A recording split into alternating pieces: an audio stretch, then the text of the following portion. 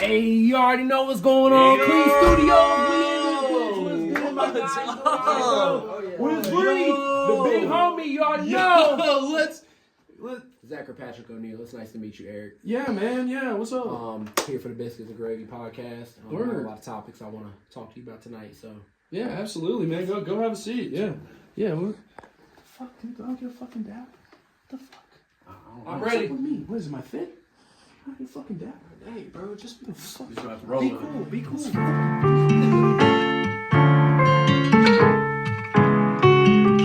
Good afternoon or good morning or whenever the fuck you decide to listen to our podcast. This is the Biscuits and Gravy Show. As always, right here from Clean Studios in beautiful Botetourt, Virginia. Don't try to find us, okay? Because we are gun owners. My address is. It's public information. You do own a business. Yeah. Of course, I am Eric Reynolds, the least interesting media personality in Botetourt. Joined as always by today what looks like a b-boy trucker. What's a b-boy? One of those hip hop dancing. Like a b-boy. I don't think the step to the street shit is gone, but there was a time in our history where their b-boys were a thing, man. Well, I just Sideways hat, just fucking threw on what I had to throw on today. I think you look handsome. Thanks, buddy. Yeah. I forgot our producer over here, Mr. Max Klimzak. Hello. AKA Mr. Clean, the finest young producer in the Valley. Yes. Producer of. I love being fine. I love being mediocre. It's pretty You do awesome. actually love being fine though, because you're known to throw a little thirst trap up there. Whoa. Let's get a little traction. He kind of does. Do those get traction? I see Max have the shirt off on Snap every once in a while. Do those get traction? I mean, Do they slide up? He's an attractive man. I'm sorry. We could dive into this here in a minute. We will. Hey, let's put a pin in that. We'll be back. Put a pin in it. We'll be back. Put a pin in it. And joining us all the way from the mean streets of Roanoke. Good enough. Close enough. Is a close personal friend of everyone here, a huge musical mentor, a real OG of the Roanoke music scene in the last 10 years. Please give a warm welcome to our good friend, Mr. Z.P.O. He's got the book bag. Hey, man. And I love a good monochromatic. We made it. A sweatsuit Yes, fit. He's here. Sam's Club special. Make sure you get one. It looks comfy. You look comfy. It's extremely comfy. So and a great deal too. So Good. I like a rapper that can promote affordable clothing. That's what I'm Yeah. saying. Yeah, and I'm not Balmain Gucci down, but I do got the beige sweatsuit on, so I got something to stand on. You hit Sam's Club, you get 30 pounds of ground hamburger, you get 600 little tiny This bags. was a deal right here too. So And then you get a nice sweatsuit. And then the sweatsuit. because if you go to like Dick's or something like that, they're gonna be like, oh, it's like $100 for the sweatsuit. They're taxing. Easy. Taxing always for taxing. It's 80 for the pants now. 80 for It the is. pants, Why am I paying 80 for some shit that my balls and are they gonna be in? shrink. Yes. Oh, 100%. As soon as you wash them. But That Kirkland stuff is tough, though. Kirkland Signature. What's Kirkland? That's the brand for Sam's Club. Oh, for real? Yeah. I was like, when you said Kirkland, I was thinking of like the little. Or is that Costco? It might be Costco. I'd be Costco. That's Costco. actually Yeah. I think you're right. Yeah, it might need be a something. Costco. Mr. Z.P.O. gracing us with his presence down here in the studio. He stopped by briefly on our live show that actually premiered for us what was yesterday. Mm-hmm. And we got just a little taste. But we are excited to welcome you back down here to get to talk to you about some of the things that you've got going on. But yeah. Yes, sir. I first want to say I appreciate you and Young Breezy over here for the innovation. I feel like we've really needed something like this in a long time. It gives an opportunity for artists like myself and other creatives to come through, speak their mind, and detail and showcase everything they got going on. I want to thank Mr. Goat Clean over here for just really providing so many resources for the city. Once again, just giving artists the many opportunities that are needed and necessary. So I want to give you your flowers as well. And you've came a long way, and I'm proud of you.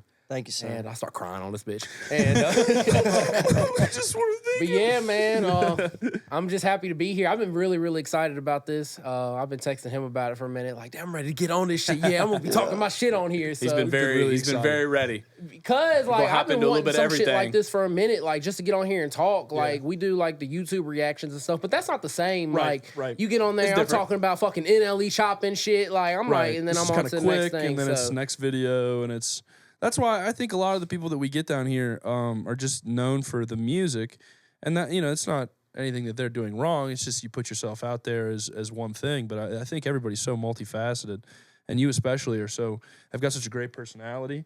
And it's more than just the music. Like you're really very funny, and you've had a lot of success doing the reaction thing too. yeah, I really shout out to Todd too, because I mean he's really like the captain behind that, who like helps us kind of like figure all that out. And that's just a tool for the music at the end of the day. Yeah. Like we would have never imagined to just get on YouTube and do reactions. Like I used to kind of think it was a goofy idea back in the day, like when I saw people do it. I'm like, what's the point of this? But it's another outlet for real, and it just gives another opportunity to talk about music and the shit we love, shit people love. So might as well, right? Might as well. So Yeah, I was also skeptical on the whole reaction thing originally. I think it falls in the same camp as like people that watch other people play video games. yeah, Like at first it seems very weird, but then it's I don't know. It's more than just it's more than just watching That's the whole game thing. now. Wait, people do that? Watch other people play video games? Oh my God, Max, that's half This the internet. man drives. half the This internet. man rides Why would around you horse. watch someone play? He rides around in a horse and a buggy. People bro. do it. Multiple reasons. I mean, the people that do it are funny. Like they're streamers, right? So they have a personality, and that people like watching that. You talking about like on Twitch and stuff? Yeah, they like Yeah, watching yeah. people, compete at a higher level than they could. Like, I mean, you can Okay. go shoot hoops in your fucking driveway, but you you've still got to watch have the an NBA, interest right? for that though. Like you got to Right. really Yeah. want to sit there and Right. like do Right. that. Like you really Like, studying the game. studying Right. the game. Even if you don't play football, you might watch some football highlights from time to time. Right, But, like, yeah, that's I what don't I'm know saying. anyone that's going and like watching video games. That's what I'm saying. There's a reason you're Unless- happier than us. It's I think it's definitely a because you reason. just don't expose yourself to all this I think nonsense. it's 100% true. I That think is a it good is. point. Yeah, he I think that just- might be why he's happy. Because we're looking sometimes at too much bullshit. We're sitting here ready to, be sad. we're some sad boys. We're some sad boys. It's that time of year though. We're getting into sad season. It Yeah, is these sad are boy sad boy season. hours, Oh yeah, and getting into winter for sure. that's it, dude. Too And many cold, pumpkin lonely nights. Too many Hey, pumpkin patch Ron, pictures for look me. up highest depressed month. Golly. Yeah, Highest check that out depressed for me. month. We'll continue the convo. Yeah, it's getting to be October here. We got our Halloween episode will be next. We'll premiere what for them is Next I get week, so right? confused. It's our next week.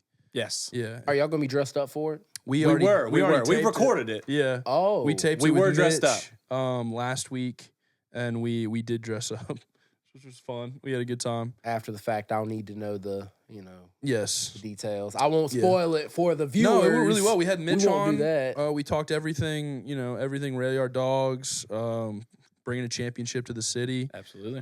which is cool. Dude. We love people that Very cool. that like to stay in the area and bring success to the area. Yeah, much definitely. like you've been doing, just hanging around and running the run-up music scene for a little while. It's been a journey. It's a lot of ups and downs, and I appreciate you saying like just as far as like running it, but I feel like there's a lot of people who contribute to just the whole scene. Yeah. I mean, I feel like my longevity has been a benefit, just to show other people that you can still do this and you don't have to give up and you can just keep going. So I want to give people that hope. I feel like that's what matters at the end of the day. Like, I mean, I've been doing it for this long, and people like Ty been doing it for this long. Yeah. I mean, y'all been in the game for a minute now too. So just keep going. That's my phrase of the day. Keep going. That's it. Keep going is the Yeah. phrase of the day. Keep doing stuff. I like that. I don't want to doing look stuff. back and be like, fuck, like, Right. damn, I wish I would have like kept going or done this. I feel like that's like the main thing that keeps me going for real. Yeah. Like, I don't want to look back and be like, oh, damn, I should have kept it going. And So, to add on to the longevity here, I made this in my notes, and I have this pulled up because I need to remember it. We're talking about the author of the Blue Notebook. oh, wow, okay. Remember the Blue Notebook? It's okay if you don't. That's an oldie. Yeah, author of the Blue Notebook. All started with a webcam and a laptop. It did. Facts. Making really did. videos Whoa. on Facebook. Are they still up? They're me and you doing the Kevin Rudolph and Lil Wayne joint? That's been gone. That's definitely I might have been gone. like 10. Yeah, that's definitely been gone. But some other. So some what's other, that, like 2000, or like what? 2000 what? Like 08, 09, or something like that. 08, bro. 09. Yeah. Fast forward to 2018. Then we got a slew of albums. We got I Apologize, It Could Be Worse, Dark Hour, Unforgiven, Now Pressure Is a Privilege. So That's got to be crazy to hear them all. full-blown listed like albums. Damn. Yeah. These are albums. These That's are a not, discography. That's not just, and that's Yeah, not for counting all the real. mixtapes before then. right. There's mixtapes too. So, to add Sometimes to I it. just go on Apple Music and I just look at all my music. I'm like, damn, like I can't believe like I've really taken the time and like made all this shit. And I mean, it's part of the process of being an artist. But sometimes I like the fact that I can keep all this music on here, not only for myself, but for other people, because if you go on there, it shows my growth as well. Yeah. So, Yeah. and that's with any artist. So, Mhm. but for me personally, like I will literally take time and just like go through my older music and really think like, damn, like this is completely different than what I sound like now, Yeah. or just to, see the growth. So, Just appreciate that journey. thank you for recognizing all Absolutely. that. We, I Back in appreciate the that. we said longevity. We could say it, but I just told you. The proof is there. And especially you going back to the Blue Notebook. The Blue Notebook. I'll never forget. Tell us about the Blue Notebook. Elaborate for those. I think Z would rather uninitiated. forget it, like most people would, because it's when you first started. How old were you? Is that when you started writing? Like That's you had to be 12, 13. I think the Blue Notebook, I might have been like 14 or 15. I Okay. may have started the process like when I was 14, but that was like my first body of work, and that was I guess considered a mixtape, because I think all the songs on there, most of the songs on there were remixes. But if you look back at that time and think back about that time, a lot of music was just remixes. Yeah. Like Yeah, that was yeah. that was the Absolutely. mixtape Having on era. the old classic beats. Uh-huh. Yeah, it did get real popular. With all the Wayne tapes and all that stuff. It's probably inspiration. I right think there. I had Wayne beats on there. I think I had the it was a remix of a remix. Do you remember when You did Wayne did Motivation. that? Yeah, I did Motivated Motivation. or Motivation, whatever it's called. And when he did the intro to Sorry for the Wait, it was the Adele Rolling in the Deep beat, and he rapped on that. Yes. I did that too. Yeah, That so I roll in was the DB was insane. Dude. I was doing remixes of remixes. So it's That's crazy. tough. Yeah, That's it's tough. crazy. But Yeah. That's cool. You came a long way, man. I'm telling you. That's why I bring that shit up. Also, it should be noted that Z.P.O, what does that stand for? Zachary Patrick O'Neal, So- and for all Yes, the sir. viewers, just for everybody who's been wanting to know, my name kind of has like the Black Six Lack effect a little bit, because Yeah. throughout time I've been called, of course, Z.P.O and Z.P.O, and people call me I've been called Z-Pop before. What the fuck is a Z-Pop? Z-Pop, bro. That was so disrespectful. Like time I got called Z-Pop, but to clear it up, I think people have called me. I think for the most part, people say Z-Po, and I understand. I would understand why you think it's that, but Z.P.O. It's got the I've periods in there, never dude. It's got once even Z considered it to be P. that. and I appreciate that, because yeah. I'm But I've just heard like, Z.P.O. Z-Po was a staple for a minute, and I just let it go. Just wrong with it. I like that mystery though of like, Yeah. damn, what's his name? What's like, his what name? the fuck do I call him? What do I like, call him? Yeah. So- That's what the whole 6 lack thing was crazy, dude. I think that Yeah, I was said that shit at one point. I think that was really just a white person phenomenon. Like staring Must at have that. and been. you're I like, guess I don't know. I yeah, know it I was can't be guilty. anything but 6 lack. I know I was guilty of it. Surely he didn't staring just, at it like Nah, it's just cool to do it that way. you know, like the Weeknd's name. It took me like 5 years listening to his music to figure out that it doesn't have an E in it. Yeah, The second E is between the K and D. Yeah. yeah, I was like, confused dude- for a while too. I think that was like a tweet where it was like, it came out and it was like, yo, have you noticed that there's no E This here? big news. I was like, what? Yeah, man. And he dropped one. They added one to Z. They said, "Fuck it, Z-Pop." Z-Pop, add another letter. Just add a whole Fuck it. damn letter to it. Add a letter. But a very recognizable figure in the city. So Oh, we are absolutely. yeah, Yeah, definitely big here facts. to show you some Absolutely. I praise, appreciate the you. I longevity. appreciate People know everybody. you. You have taken pisses at Smoky Bones. I did. and folks have asked who you were. Real saluting moments, real monumental moments. You know what's crazy, bro? But that's kind of cool. That is one of the most iconic lines But in it's Roanoke rap cool. history, and I'll stand on that as taking a piss at Smoky Bones is probably one of my favorite one-liners. People repeated that bar to me for years. Like I felt like for a long time, like damn, I am never going to escape this bar right here. Like, it had me wondering for a moment, like damn, was this shit even like hot? Like was it just memorable? Like Right. I guess it was just one of them things. But Dude, it sticks. I mean, It really did stick, bro. It stuck. And that was around that time. That was in the sweet spot. It when, was when in the you were sweet making spot. music and the scene here was buzzing. Yeah, man. I just want to start by saying, like, the relationship I have with this guy right here, everything has just been like a full circle moment with us. So before we get into that, I just want to say and thank you again just for being just a great friend and just being a great little brother. Always. He's like so solid. So don't want to cry again or nothing like that. But I do want the people to know, like, this is a very solid man right here. But yeah, it was a phenomenal moment in Roanoke music, I will say. I think so. I felt like that song and just that moment in general, I feel like that was like very like pivotal in a way. I just feel like at that time, that's like when a lot of people wanted to see, like, oh damn, like who's rapping? Like, oh, people in Roanoke rap. Yeah. So, and I'm glad the taking a piss of Smokey Bones was part of that. It was iconic though. It's funny to talk about now, but you notice when I said it, everybody in here knew exactly what we were talking about. So that's pretty cool. But you've had other defining moments too. I'm not sitting there letting that define I'll take you. it. I done accepted it now. I'll be in random places, taking a piss of Smoky Bones, coming out of nowhere, and I'm just my like, lyrics. So that's something you can laugh at. But then at the end of the day, who opened up for Rico Nasty and Gold Link?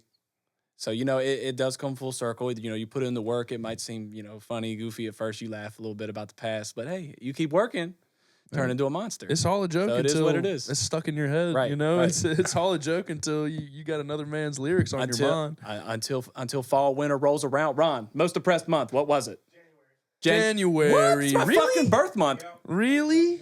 Fuck. I don't know, man. January's all right, I guess. I figured that would be one of the most, like, uppity months because it's the first- new year, yeah. so everyone like hits the gym and it's like, Yeah. I'm starting a diet plan. That's weird, but you know what? It is like dead winter there, so it's cold as shit in places.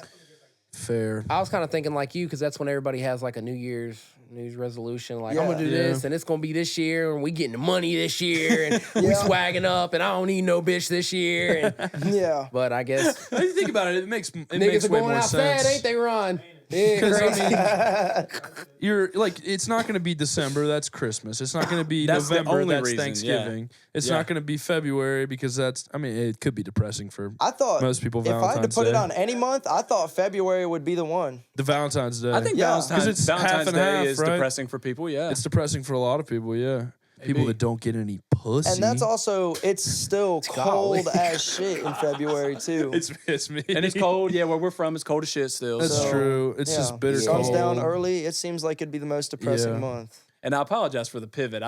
I forgot that we never got the answer, so I had to ask. No, I was kind of confused pivot at away, first. I was man. like, what were you talking about? Ron's like, January. I'm like, oh, shit. All right, but Take yeah. this train off the fucking tracks, man. But I tried to make it come full circle. We It- talked about his longevity, and I said it all came together. And around this time, when the depression sinks in, that's when you be like, damn, I have no motion. But guess who did? Z.P.O. always got motion. Trying yes. to, man. So that's a lot of praise. But where do you want to roll with this next? I'm ready to pivot. I know you got something Dude, brewing in the know, head. Man, I don't know. What have you been up to lately, Z? Like, what have you been working on? I don't really have like a clear direction Yeah. right now. I'm just trying to kind of figure out like what it is I want to make. Yeah. I had tried to make like a little country song.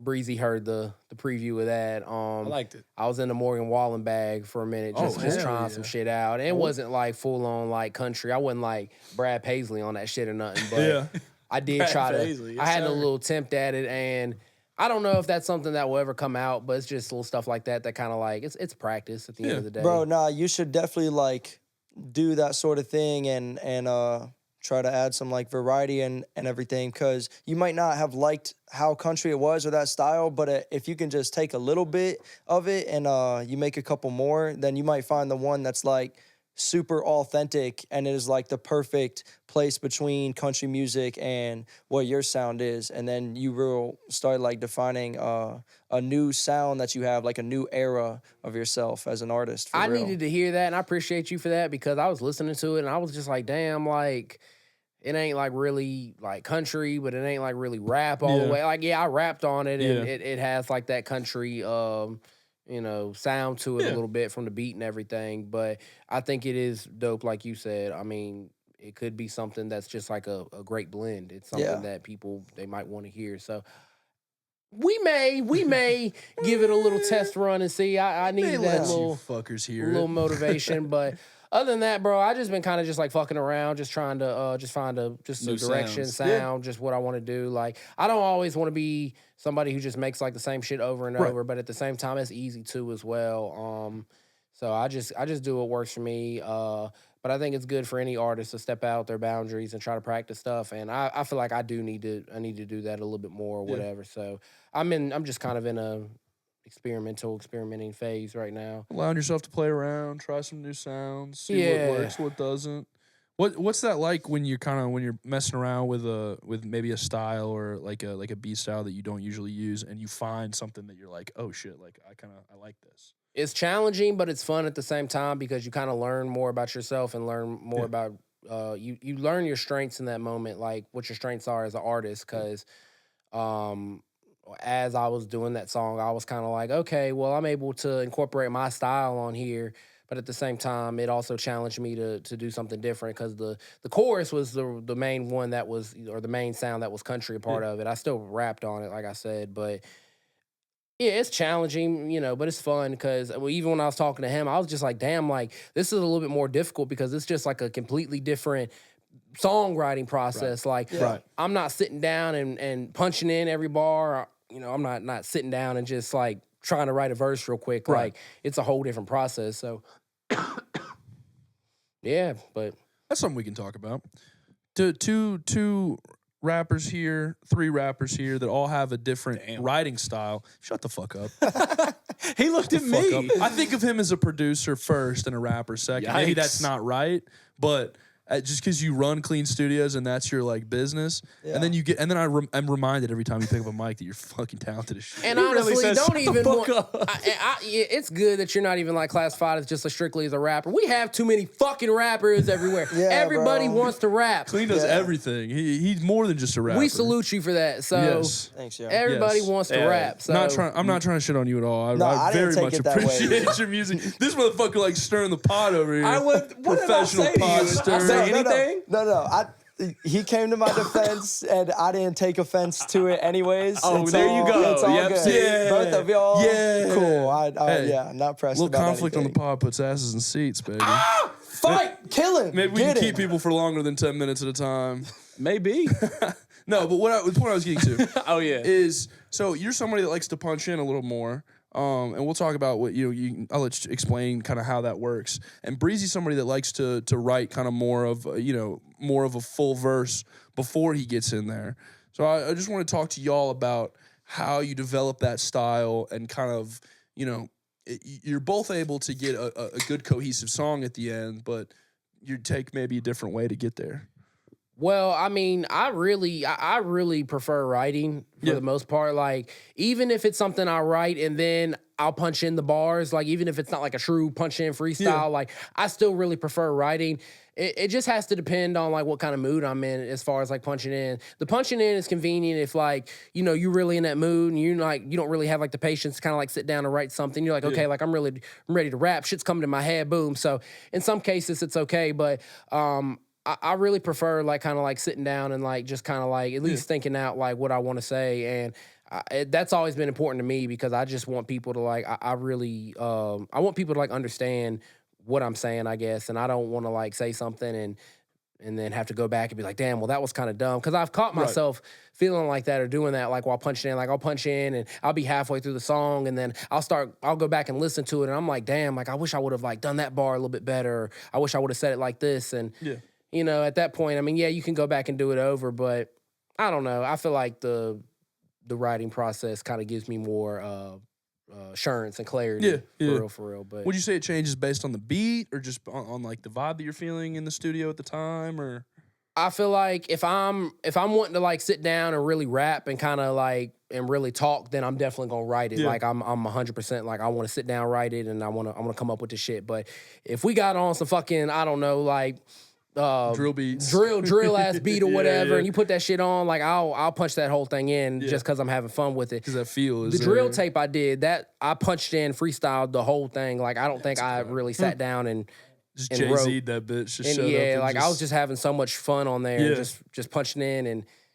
But I mean, you can't do that for everything though. Like I can't pull up like a fucking Drake timestamp type beat and then try to punch that bitch in. Yeah. Like it's not. Some people can, but it's not gonna work for me because I want to take my time and talk on that bitch.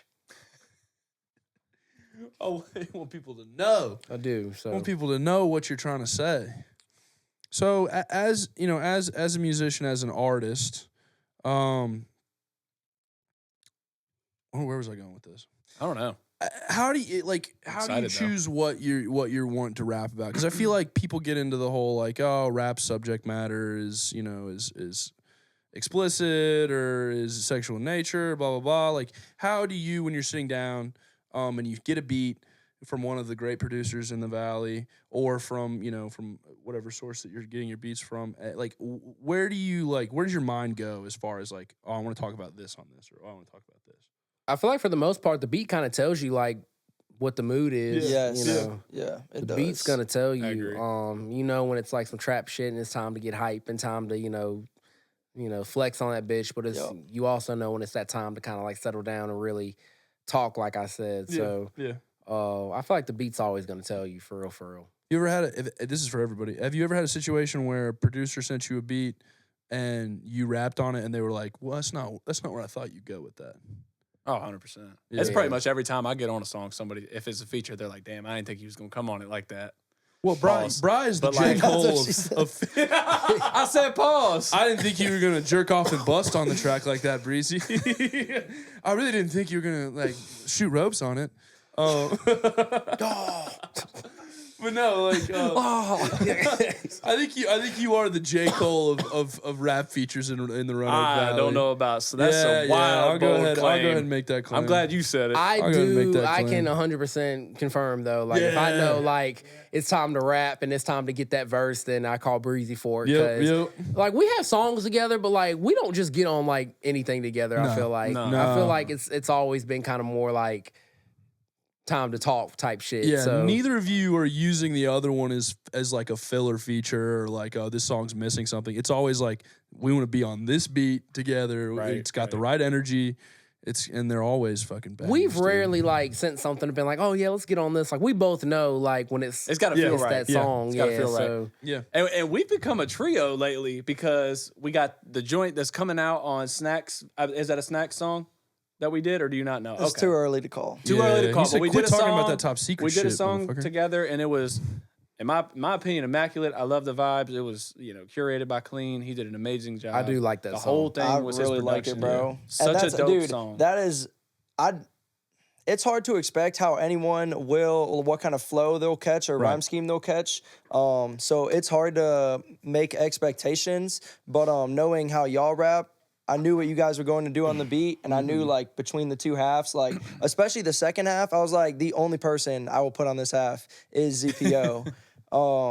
And then I could hear it. Yeah. we're overdue for a feature where it's my track. So I was like, yeah, he gonna like this half because it's a lot chiller. And you came through. Both y'all came through. The flows, the bars, energy. It's a great song. it is a great song. I'm ready for that. And it's never coming out. It's never coming out. It you might not be on plebeians. Snacks. It's not a snack. Just do a release like that. That shit's a meal. Like Yeah. that, Okay. Okay. You remember when Wu-Tang dropped that album and fucking Martin Shkreli bought it? It was like $1 million for an album and they only made one copy. Martin Shkreli, he bought it. Yeah, that fucking See the pharma dude? the pharma dude. The dude that what he increased the price of? It was Viagra. was it HIV medication? Yes. Something like that? Yes. Yeah, they price gouged the shit out of it. Yeah, because I saw Shane Gillis making fun of him, like in person. Shkreli. I don't know why they were together. I don't know how. That's a wild dude. Yeah. But no, so Wu-Tang's album came out, and I think it was like $3 million ended up selling for, because it was a singular art, like piece of art. They made it on a CD, and they released one copy, and fucking at the time, one of the most hated people in America bought it. Damn. And he was just like, yeah, he went through this whole thing, and I think it ended up, I don't know if like somebody ended up buying it, if it was like a collection or something. Got you. I didn't even know about that. But no, Wu-Tang made an album and they sold one fucking copy. So that's what we should do with that song. We print it on one cassette tape and we just keep it right here. In the Give it to Ron. Sell it to Ron. He wants Give it it. to Ron. Yeah. We sell it right to Ron. Ronimus is backstage as always, helping us out, doing any research we need just for clarity. We're not just, yelling at the camera saying Ron's gonna see it. I like to have Ron here. He just makes me feel safe.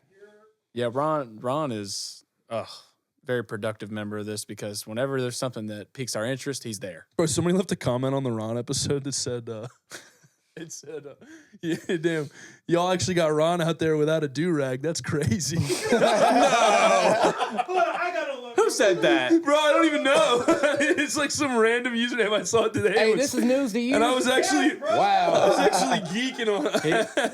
He's got one on right now too, as we speak. Yeah. No, we had on the episode. They're like, damn, y'all actually. No, it was I think it was the live stream episode. Somebody commented. Oh, okay. And they're like, oh, damn, y'all They actually caught got you Ron lacking on the live stream. Yeah, That's 'cause he had a crazy. do-rag during his session. Yeah, no, he definitely did have a Public rag on. figure. So He was it wearing was the the live one. polo at the live stream. That's Yeah. it. God, he looks snazzy too. Wow. That went well, but watching that back, I had that episode on ice for a little while, but going back and watching that whole event went super well. Just It from did. from this side, from the other side, it was chaotic while we were doing it, but in hindsight, I think it was such a beneficial event. When I watched it back, it really looked like some red carpet shit. Like that's what the atmosphere was, because people were like coming in and out, and you could kind of hear people like in the background and shit. Like I don't know, it was a lot going on. I could see where you come from that, but I thought it was kind of dope though. It was a different setup, like compared to like the traditional year. But We got a couple ideas for the next one too to try to take it to the sure. next level. Something that we're excited about doing. The whole live thing's fun, man. I like being. I think everybody enjoyed it too. Like, Yeah. The switch, like he was saying, the red carpet effect. Right. It makes everybody feel, welcomed, important. Yeah. Like it's actually like, damn, they're actually taking time to know me. It didn't matter if you got I agree. 1,000 followers or 10. It didn't matter. It was Because cool it was to a space me. for you to get promoted. Yeah, no, So it was dope. everybody could sit down and talk with us. And we got to see like the real side of people too, Right. It wasn't all music. That's what was cool to me is that like we had people that are used to performing, that are used to kind of projecting this image out there, from a branding perspective, Right. that sit down in somewhere like this, normal guy. very different personality, like people that are even a little reserved, on the mic, that as soon as they got up there and got the mic, like that mic in their hands, Persona, like the completely different. Yeah, And it's so cool to me that we were able to get kind of a, we got some real combos out of some people. We did. We got some characters on there. Z.P.O is a character. Z.P.O He is a character. He's a character and a half. Z.P.O. I want you to just. Who is the real Z.P.O? Describe yourself to me. I mean, question. You don't have to do this. What a You don't have to question. do this on cam. no. Who is the real Z.P.O? Open up your heart. Z.P.O is passionate. Z.P.O is energetic. Z.P.O tries to be meaningful with everything he does, but the main thing, Z.P.O is passionate.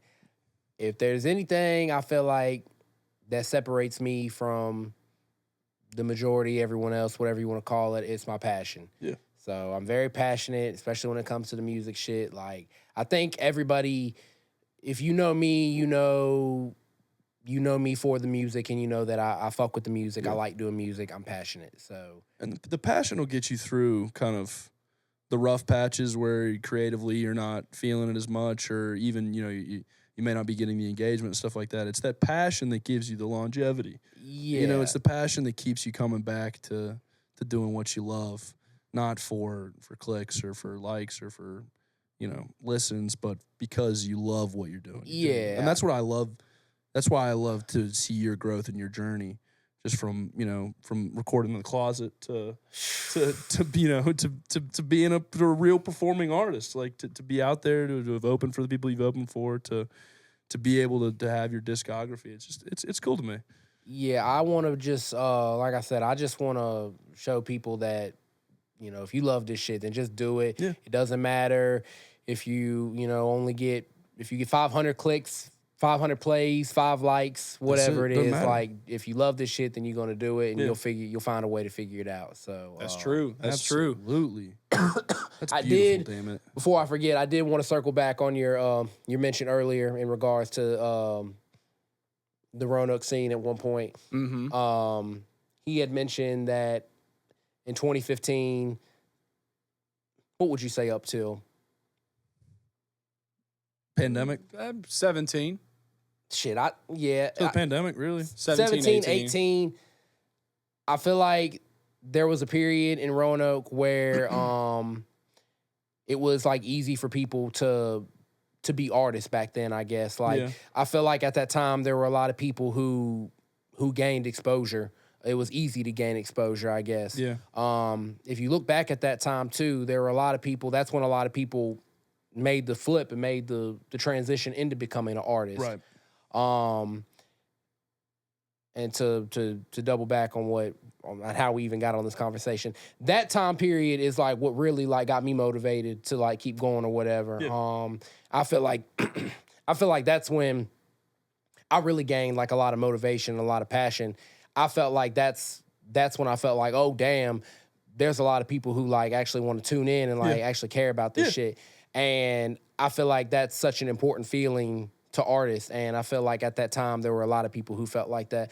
How do you feel about it? And then we'll go from there. And I want to know how you felt about that time too, because that is like the one thing like I did want to talk about, because I feel like y'all have perspective and you do too. So Yeah, I mean, I don't know. Like, I agree. I think it was way easier to get on back then. The exposure was pretty crazy. It's like anytime you promoted something, it's like it was instant reaction and interaction. yeah, So it's like every time you put something up, somebody's like, man, I'm actually going to check this out. Now it's like, man, I'm going to scroll past it. And maybe it's because, like you mentioned earlier, I think it's kind of oversaturated. A lot of people want to be an artist with the technology now. Anybody can buy this stuff and, start their journey, coming from, I mean, we're talking about webcams and laptops. I mean, you can start, from anywhere. And so, like, I don't know, back then it just seemed like it was just more in tune with the support and stuff like that. And I think part of that is part of like just being young. I think people think it's exciting that we were doing stuff like that. So, but I think it was an exciting time for sure, and it showed you like what it could be, and like what it felt like to like actually put out like a good product and care about what you were doing. So, I think that propelled most artists in this area to continue even through the days of not many people paying attention sometimes. right. So, the two things that I think that actually like changed or what caused that change is one, getting out of high school. And a lot of people, once you get out of high school, you go to college, so you're in a new area. But being in high school, that is like the most social time you will ever be in your life, pretty much. And so when you go to school, people already know that you're dropping. Yeah. If you drop right now, if you haven't told anyone or posted on social media, nobody knows. Right. So one thing is the social aspect, and then two is what we've been talking about, what you were saying. Everyone want to rap these days. So like back then, there wasn't as much of an influx in the city. However, 2015, I had not even recorded a song yet or anything like that. The first song I recorded, I think, was late in 2016. We were talking about that in the first episode over at OG Will's house. OG yes, sir.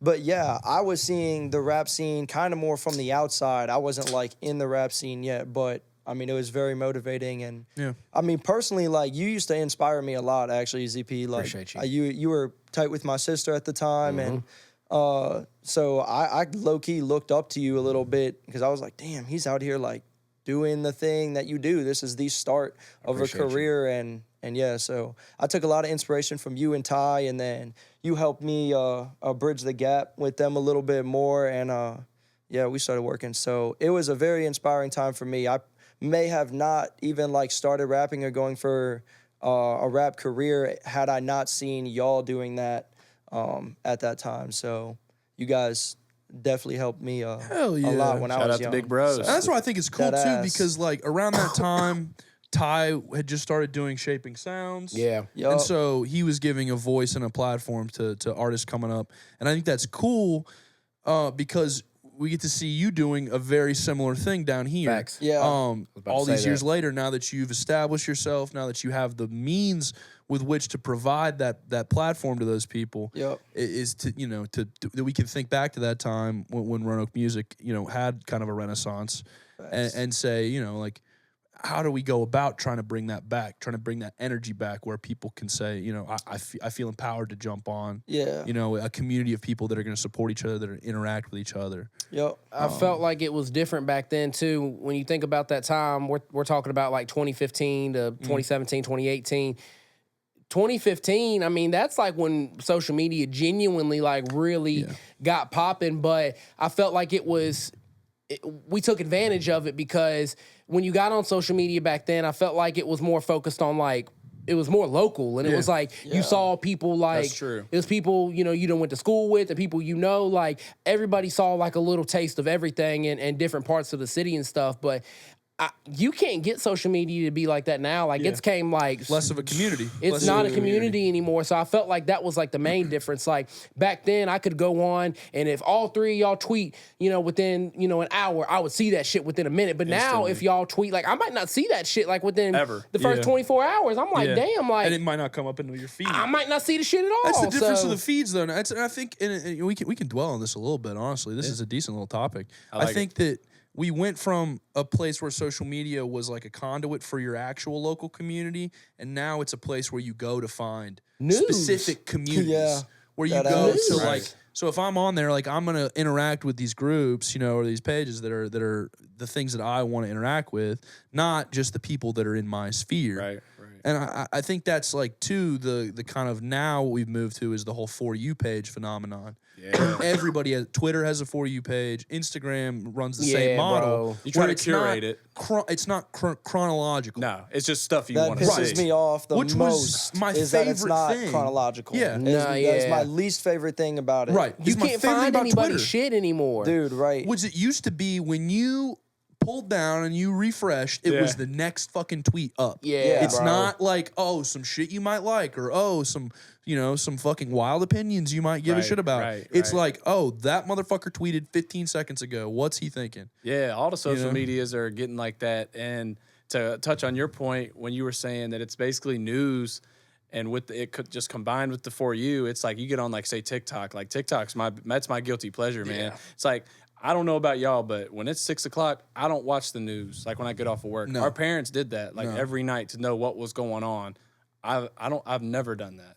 I just think that we've. I don't watch the fucking we as a news. generation. You know what I'm saying? Like I so don't. much Local faith. channel, all the big channels.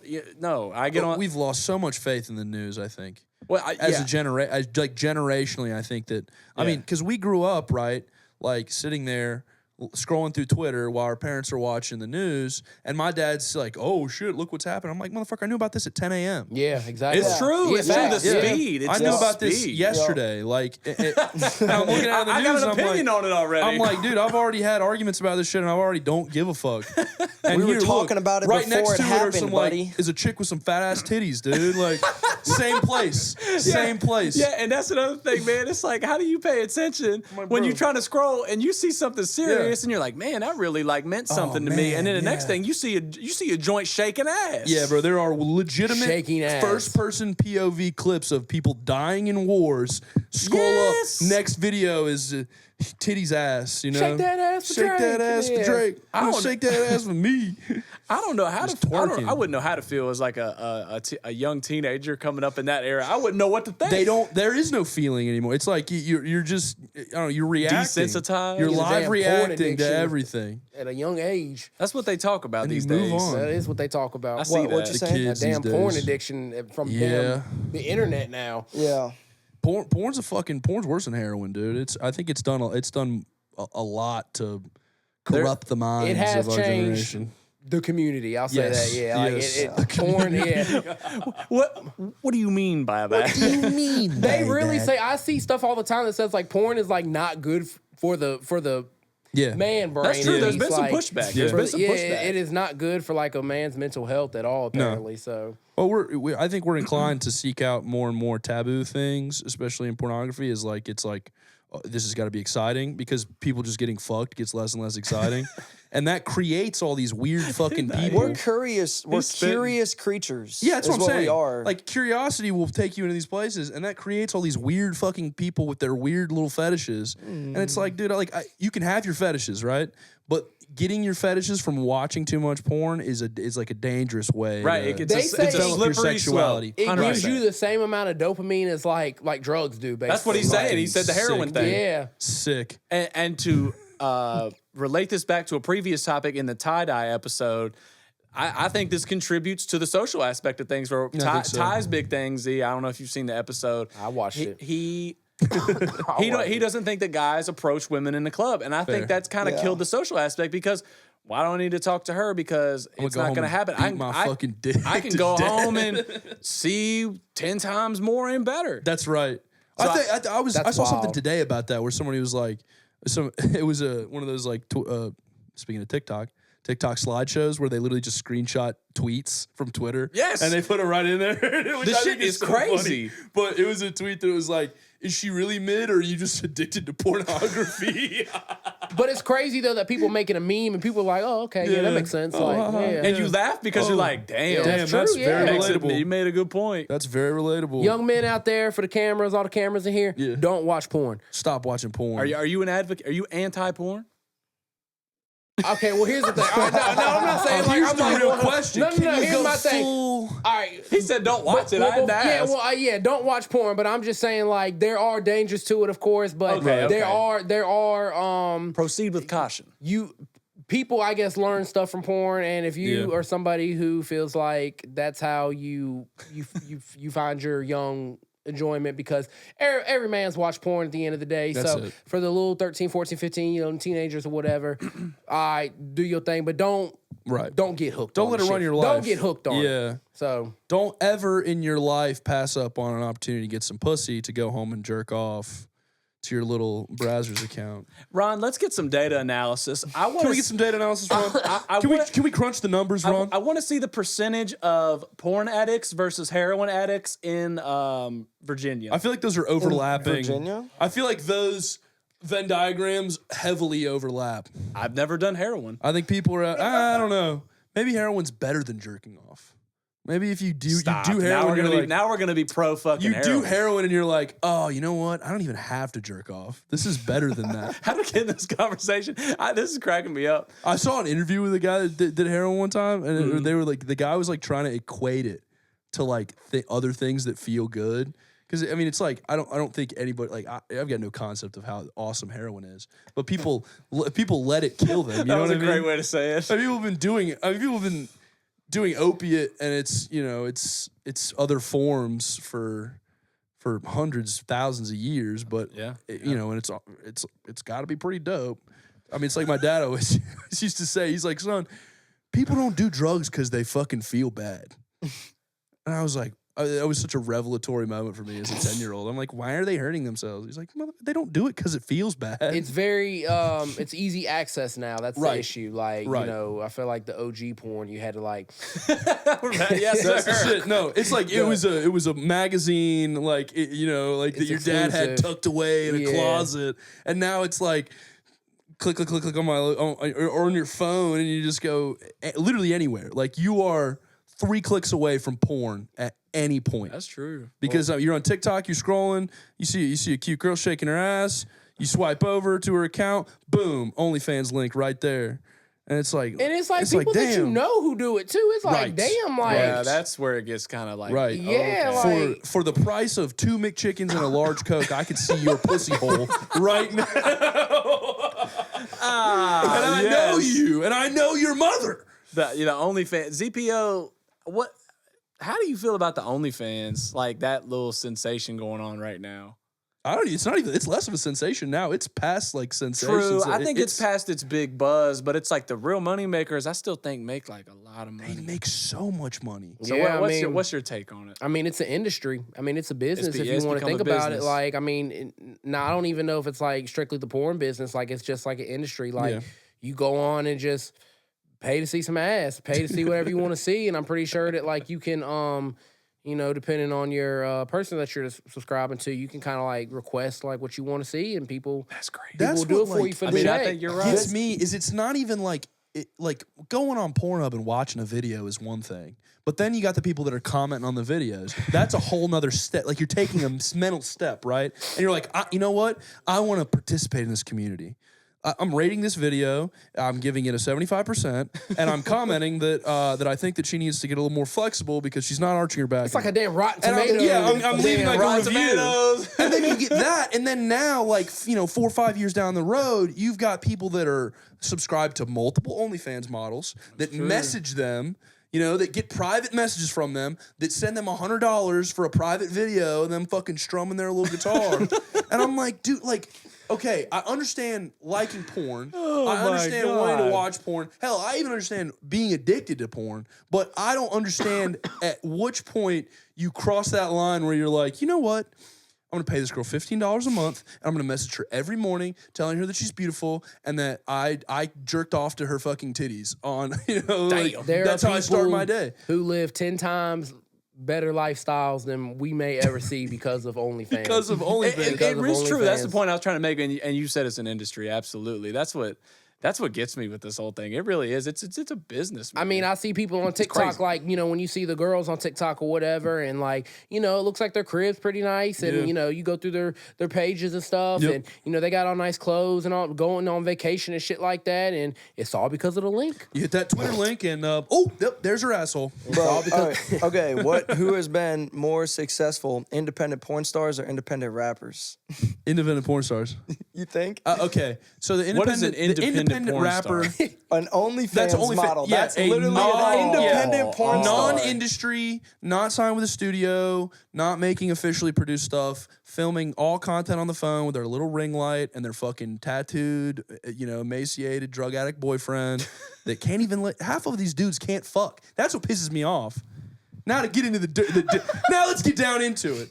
You're watching a video. Let's talk about the guys. Bri, and I know you'll chime in on this, Bri.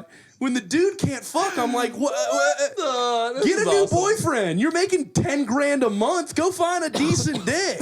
But look, though, it is like a real form of content. Like, it is equivalent to us dropping music as rappers. It is like, it's literally like, oh yeah, you're saying like, get my shit fucked tonight and drop it at 8 o'clock or whatever. It's like a mixtape or whatever.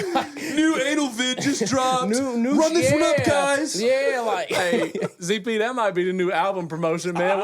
We might need to get in the comments and be like, hey, check out my album. Hey, check out my album. Drops on OnlyFans. It is really like that, bro. Like, that might be the new. It is a form of content. Like, it is coming out at a certain time. It got worked on. They might have mixed it too. They might have been on there doing all types of shit. Put like music in it. Yeah, bro. Well, you get there's the whole confluence now of the reaction stuff and the porn too. So now there's like porn reaction videos. And there's fucking porn reality videos. Bro, if you do anything like that, or if you have even ever commented on a porn video, you need to slap yourself in the face one time. If you're listening to this podcast right now and your face is getting red and you're saying, oh boy, golly gee, I commented on some porn videos, turn the fucking video off. Yeah. Unsubscribe. I'm not shaming none of y'all freaks. To each their own. No, the freaks are fine. Oh. It's the fucking, it's the commenters. It's the commenters. The commenters. What was I gonna say? I was really enjoying the video until I saw that she had a very non-tasteful tattoo on her rear end. I'll be giving this video a thumbs down and searching for another video to ejaculate to. But there's a whole community for that type of shit too. Like, there are people who support that. Like, we're kind of talking about it like, damn, like, why the fuck would somebody, why would this bitch show her asshole on here? But like, $100,000. there are people who are just like, oh, I support this. And, she's expressing herself, and this is what makes her happy, and they go on about their day. So I guess there's just levels to the porn industry out here. Here's the question. And we say she, I don't know. I don't He see or that. she, I don't she, see the it guy is. side of it. I don't know. I'm I'm just not saying looking maybe at that's a any whole nother guys' element. OnlyFans. What's that? We're not looking at dudes' OnlyFans, but maybe they make money too. Do dudes have OnlyFans? They do. Yeah, they do. Yeah, they do. Oh, yeah. It's everybody. There are old horny women that pay to watch men fucking shoot ropes too. It goes both ways. I'm just ignorant to it. Like I said, I haven't seen all that stuff. But here's that's crazy. here's It's a my crazy question. industry. Oh yeah, go ahead. Is the whole sex positive thing Is it gone too far? Do you think it will go too far? Is there an answer to this era of like sex positivity that we've had? Because I mean, if you think about it, 10 years ago, if OnlyFans, 10, 15 years ago, OnlyFans would not have stuck. No, bro. And I think that we're, in Bush's America, in George W. Bush's America. What the fuck? Do you think you think OnlyFans is flying? No. Like, I think that we move in a sex positive direction. Sure, people get rich off of it, yada, yada, yada. But is it a negative thing? Are we too positive? Right. Do we need to maybe push it back into the shadows a little bit? I mean, as far as the money portion or whatever, I know people are like, yeah, whatever gets the bag, like, all right. But Yeah. I think people have just like pushed the boundaries too far. I mean, I think people have just people are sensitive. So everybody's sensitive or whatever. So then everybody is afraid to offend somebody. Right. So then we step into, well, let people do what they want to do, this, that, and the third. So then people keep pushing the boundaries and they feel like, okay, well, it starts at, okay, I'm going to just expose myself. I'm on here, Playboy type shit. Playboy, that's always been type of thing, whatever. Shout out Playboy. People are always going to pose naked, you know what I'm saying? Yeah, we fuck with them because all them are good looking. Yeah, Shout yeah, out Playboy. yeah. Yeah, because Hugh Hefner had good fucking taste. You know what I mean? It's not like, every Dollar General fucking cashier can get her, her flapjack titties out. Do you know what's crazy about the Hugh Hefner situation of the topic right now? Like, my girl, she pulled up something. What's the platform? Tubi? Have y'all heard of Tubi, Tubi? yes. She pulled up Tubi the other night and pulled up Hugh Hefner's bunny show back in fucking 2004, 2005, and she was just like, yeah, I used to watch this when I was little or whatever, and this was cool to me. with Kendra and the three blonde Kendra, chicks. Bridget, I know the bitches' names now. Household Yeah. names. Yes. What? That was a big deal, man. I don't know if you remember this. I was a big Fresh Prince of Bel-Air fan. There's an episode where they go to the Playboy Mansion. Yeah. Because Hillary is shooting in the magazine. I remember it was that, a big ass deal. Oh shit. They were there. They I were didn't there. realize they had that little crossover episode. That's fun. Yeah, man, that stuff was the big deal. But Yeah, I think Playboy was back cool. then, it was more risque. Oh no, Hugh it was on the like- episode too, wasn't he? I think so. I think he was on the episode. I think he was. Yeah. But bro, it was a it's gentleman's thing. It's It just, was, it's just come a little. It's just come a little farther with the But technology. it had more class on it. That's what I was saying. When watching, I was just like, it's not as they're on here, they got them blurred out for Right, certain right. shit or whatever. But they not on here doing full intercourse on a fucking platform or whatever. You know what I'm saying? So it was a little bit more proper. And I think Hugh Hefner, for the most part, he was trying to show respect to the young Sadays. You know what I'm saying? So trying his best. My While only also, gripe with the whole thing picking is the right what I ones said out. earlier with the social aspect of things. I think you could do whatever the fuck you want to do Right. on your own time. I'm not gonna judge you. Would I do it? No. But some of these things, no. But I'm not gonna judge you. If it affects you socially to where you can't approach people, you can't speak to people anymore without thinking like that. I'm like, yo, you gotta Young Breezy the Bull. you just gotta separate. You just gotta separate the fantasy from real life, man. You gotta be able to still be able to live in reality. I would approach this woman, but I'm afraid that if I see her big gazongas, I'll accidentally get a boner in my pants. I'm just gonna stay over here and not talk to anybody. It's not. Yeah, and it's not even. Yeah, it's I'm not gonna even jerk off about this later. like that, man. It's just Fuck, it's crazy, no, but like what Ty said, I think it is it's half and half though. I think that the men are not approaching, but also the women are less likely to receive an approach. Well, everybody now, and when I was watching this, I was kind of thinking of my perspective on it. I think everybody just has some prideful, hard ass attitude now. Yeah. It's not just the men, it's not just dudes, or it's not just, oh God, it's not just the women, it's not just the dudes either. It's everybody. I feel like women may feel like, okay, well, somebody need to come approach me, whatever the case is, and the dudes, Right. they kind of feel like, well, nah, I need a joint to come up and fill up on me. I need somebody to come shake that ass on me or whatever. So there's just a lot of pride going on in the club. And That's true. I'm going to tell you right now, it's not the way to go. Somebody needs to drop their pride and get on that ass or whatever. that 'Cause you know, ass. drop your pride and get on that ass, Ron, because That's it. if not, you might go home sad. So So one hand on this side, one hand on this side, and just somebody needs Jamaican to... style, bro. You ever seen those videos of the Jamaican dudes Oh, yeah. fucking? Somebody, those chicks shake violent ass, dude. Like they're just mashing dude's dick. Like that can't feel good. everybody too worried about like looking thirsty. Yeah. That's what it is. Oh my God! What did I say again? This That's all true. comes That's a full- good It's point. very I true, felt bro. like that. I won't approach someone because I'm like, oh, I'm not trying to look like It I'm all out here trying comes to get full circle. some. You were here the same episode, and you know this too. I miss when simping was cool, and that goes That's for music facts. too. I Sipping said that. is fun, bro. That's Like, facts, It is bro. cool. I'll be the nigga to say it. Like Be I a like lover telling boy. a girl and like I used to, but I used to like telling somebody like, oh damn, like oh yeah, you look good or whatever, because like you might be the only one who told them that, because everybody else has got a dick in their ass, not trying to. I don't want to compliment her. I might make her feel uncomfortable. Exactly, It's like, bro. dude, if you don't know the difference between a way to compliment someone and make them, and be okay and make them uncomfortable, then you've got bigger problems. You know what I mean? If you can't walk to a girl and be like, you know what, your hair looks really nice today. Like, there's no situation where, I mean, and again, people misconstrue stuff, but like, you're, like I like your outfit. Like, oh, your nails look really He's good. sexually assaulting me. Yeah, Oh it's God. like, oh my God, he's going to attack me. Like, no, like you can get one of those out and not be weird. Right. And now that's Just be a like, person. dudes are cupcaking. Oh, you're cupcaking.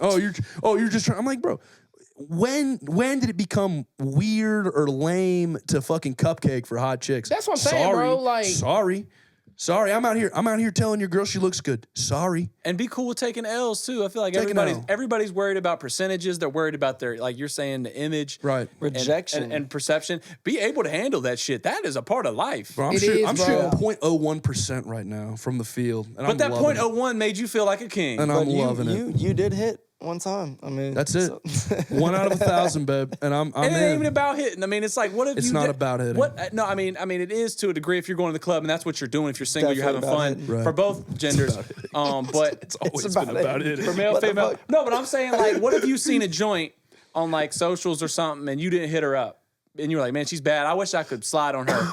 But The that classic, man, she's bad. I'm no, a but bad. it could have been she's your girl. bad. I don't know. I hate trying Right. to riz through DM or like through Well, text. whatever I it can't. is. So Like, in I don't person. hit. Or I don't even in try to hit person. people What- up. the main I'd reason rather do it people- over person. Right, but I'm for saying, like, real. what if you didn't shoot the shot and then you didn't have that connection? Maybe it was a true connection rather than something simple, you know? But that's the main reason a lot of dudes probably don't even try to rizz up in the clubs, because you may know the girl, you seen her around, like, oh damn, I might try to just hit her on the Insta real quick. Like, yeah, I might go just socials. and if Yeah. you see somebody, you just might as well just knock it out in person. In the moment, go for it. I I agree. was telling one of your people, we won't say the name, but I was telling say it. Who?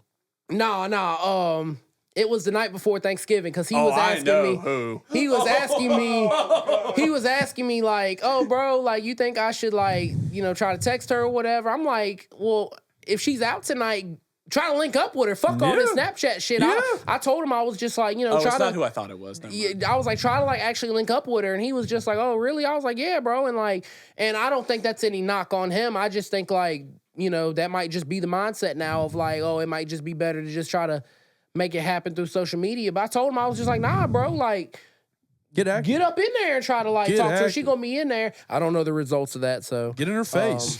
I mean, it's also like when you're in person, it's really, I mean, it's way easier to interpret like if she's feeling you or not. You know what I mean? Oh, yeah. Like you could sit there and fucking message a bitch on Instagram for not a bitch, a woman on Instagram.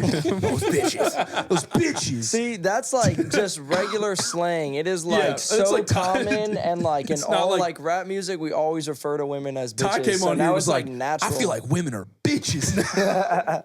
But no, like you can talk to a girl, you can text a girl for 2 weeks and never know, never catch a hint of a vibe. That's true. But you can talk to a girl in person for 2 minutes. You gonna know. And you'll know if you'll know if she feels you or not. And you can be like, all right, well, hey, enjoy your night. Or you can fucking buy her a drink and sit there and get to know her. But girls, y'all need to do better too, though, because I do remember like there were a lot of cases where women kind of felt a little bit more comfortable through the Snapchat or through the text or whatever, but would be kind of like acting brand new in person. When you get that movie on. Everybody needs to do a little bit better. Like, we need to bring back just like that normal communication, normal interaction, and I really condone that. I feel like that's what really is you're gonna know, like y'all said, if somebody feeling you in person. So yeah. That's one thing, yeah, happy dude. y'all It's agree. like shit used to be different. Fucking this 50s, 60s, dude. Like You would see a girl at high school. You're like, damn, she's really cute.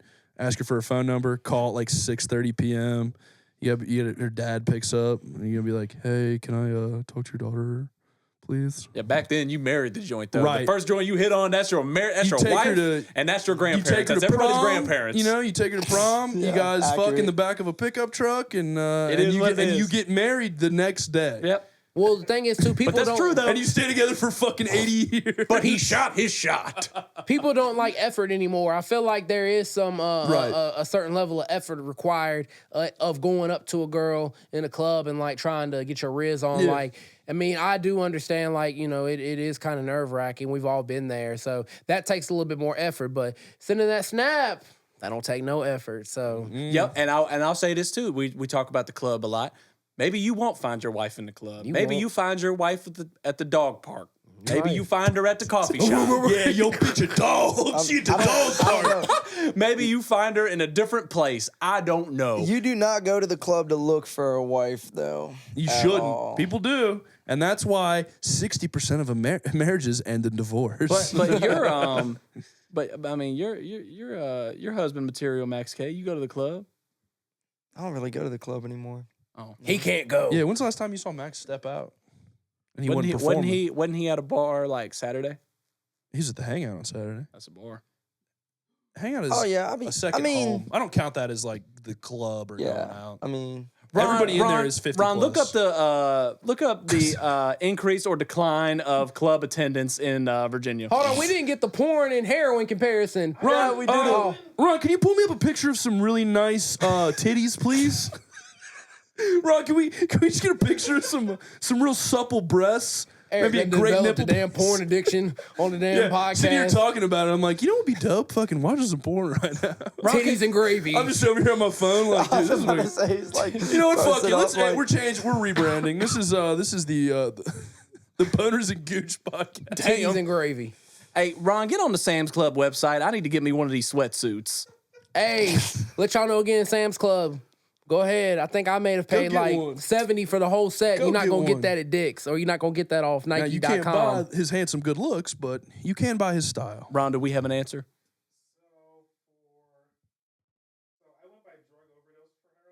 Oh shit! Oh, we're going back to that. Okay. Oh, hell yeah. So for porn addiction, Yep.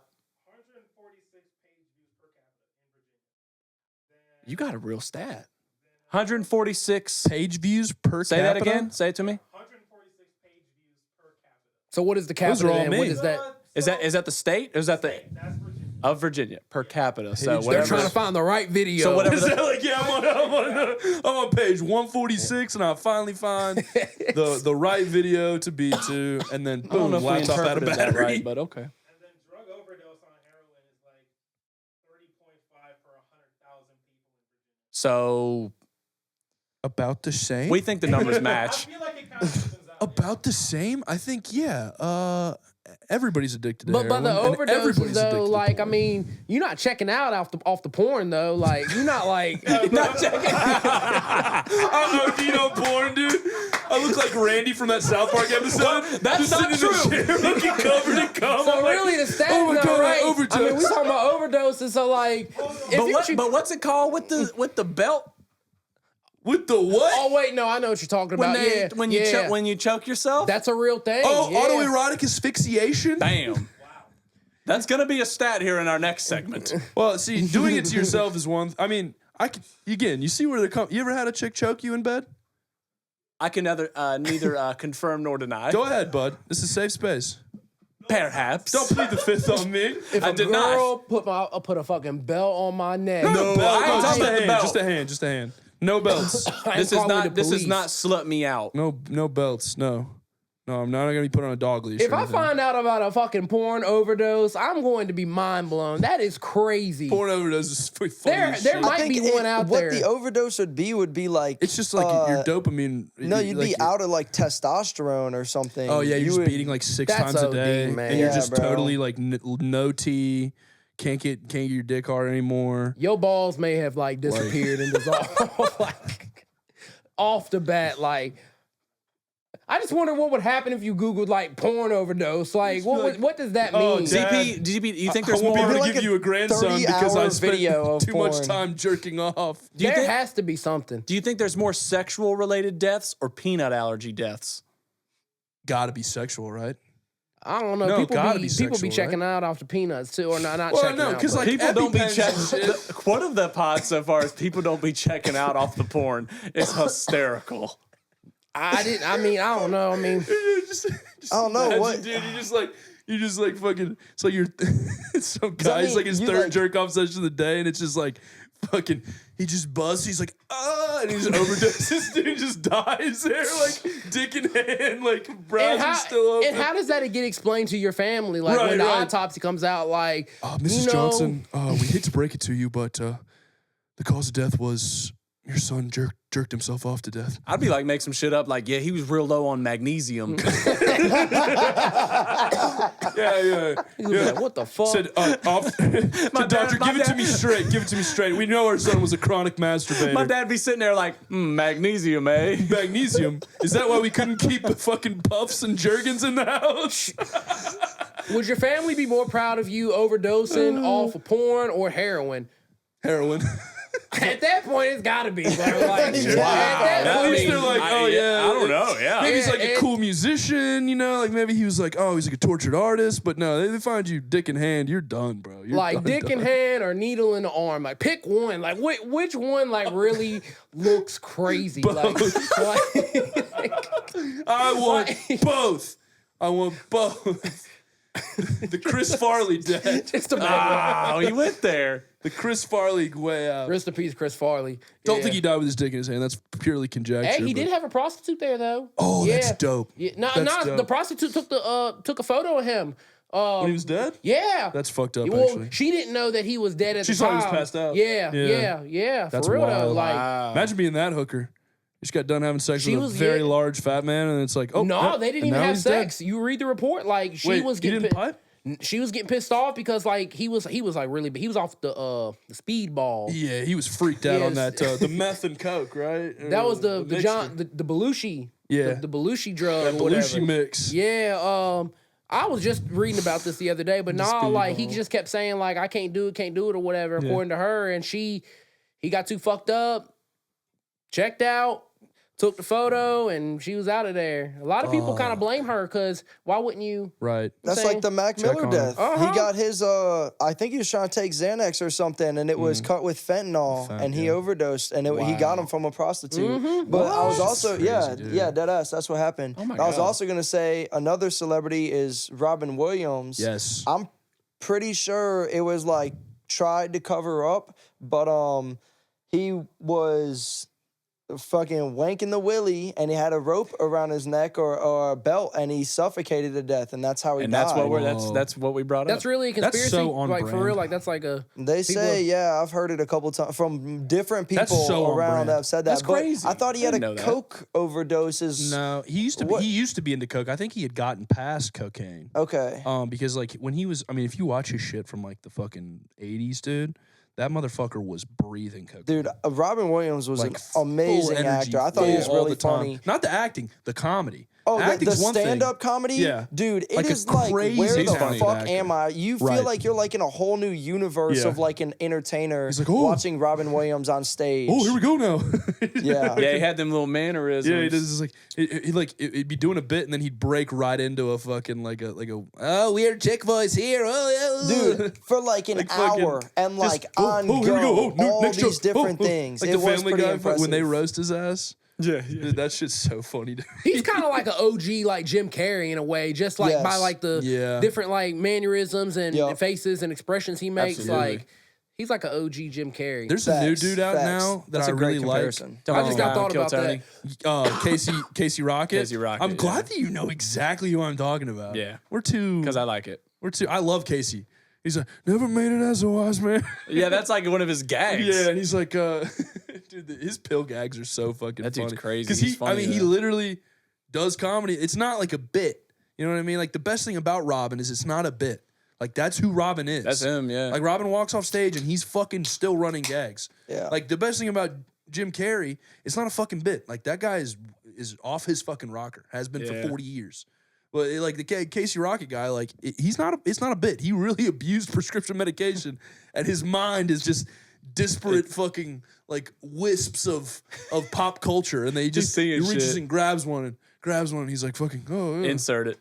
I think that's realer than sitting and trying to write fucking jokes. You know what I mean? Like I mean, that's for him. That's his reality. to get back on the wrestling thing, because you guys are both huge wrestling fans, and we were talking about Huge.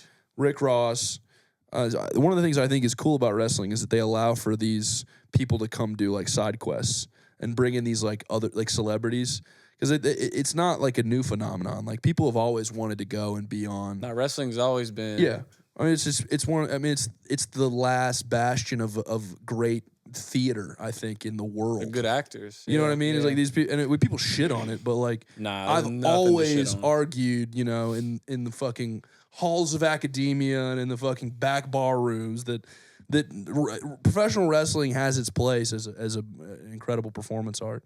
But you two Amazing. gentlemen are actual lifelong fans, not just of the WWE, but of multiple different The wrestling. industry. The industry. I've got love for WWE and some for TNA. I don't care for none of that AEW shit. So that's my stance on it. Whoa. WWE's my shit. WWF when it used to be. TNA I kind of respected a little bit back with Samoa Joe and them. But yeah, ZP, you're a lifelong fan. So So what got y'all into it? What's your earliest memory of the wrestling stuff? my earliest like core memory. It wasn't my first time watching it, and Zach will probably know. It's back when Randy Orton was a young man, and he was they were trying to, I guess, boost him, and his dad was still there with him, and his dad was a WWE legend, Cowboy Bob Orton, is that right? That's it. Yeah. So he was with them, and he was.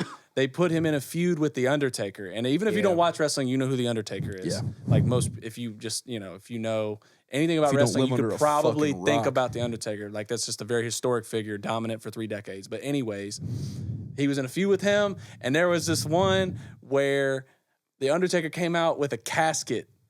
And in the casket was, ZP, correct me if I'm wrong, I think it was Cowboy Bob Orton.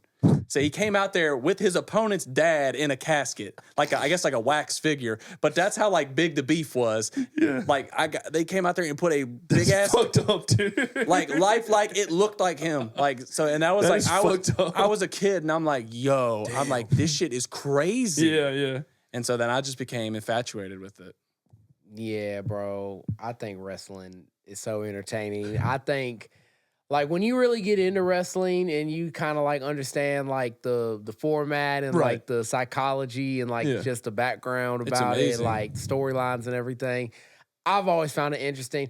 Now, like you said, there are a lot of people who shit on it and they're just like, what the fuck? It's fake. Like there's Yeah, always yeah. gonna be those people around. But if you can like really sit there and appreciate just like the art and the just like I So said, the pure. format. Hussein Domain likes WWE. Yes, he I- does. Yeah, we Oh, talk hell about it yeah. sometimes. Hussein's the man. Have you guys seen the South Park episode where they Where do they the do WWE? WWE? Yeah. Yeah, I think that's probably one of the most balanced and nuanced takes on wrestling out there.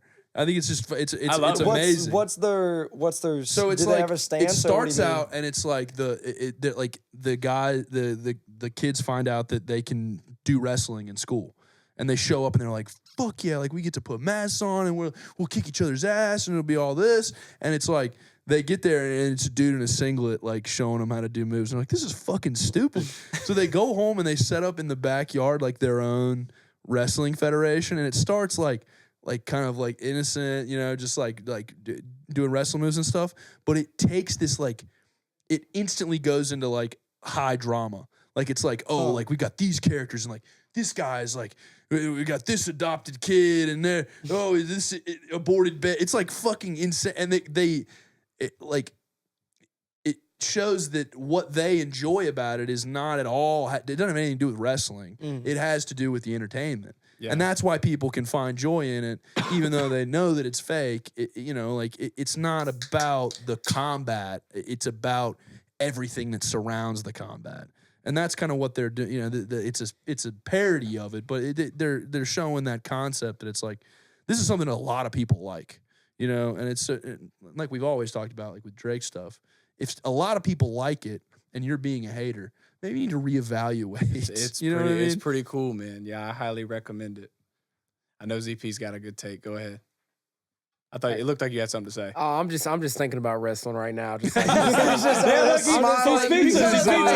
do kind of question sometimes, like, why do I enjoy this shit so much? Like, I still watch it today, and like, I still keep up with it on Twitter, and I'm just like, damn, man. like, it's just the stories, and like, it really is just like a form of art, and it really is a form of storytelling at the end of the day. Yeah. But if you really want to break it down too, like, wrestling has provided like so many different like just areas of content for people too. Yeah. Rappers reference fucking All the wrestling all the time. time. Like, you know what I'm saying? Like, It is. Yeah. I got a song with Eugene right now. It's unreleased. It's called WWE. Exactly, Yeah, bro. The It's line so- of the hook, yeah. the It's line so of the influential. hook is "I'm smoking that strong Hulk Hogan my spliff, stunting on y'all Jeff Hardy I flip."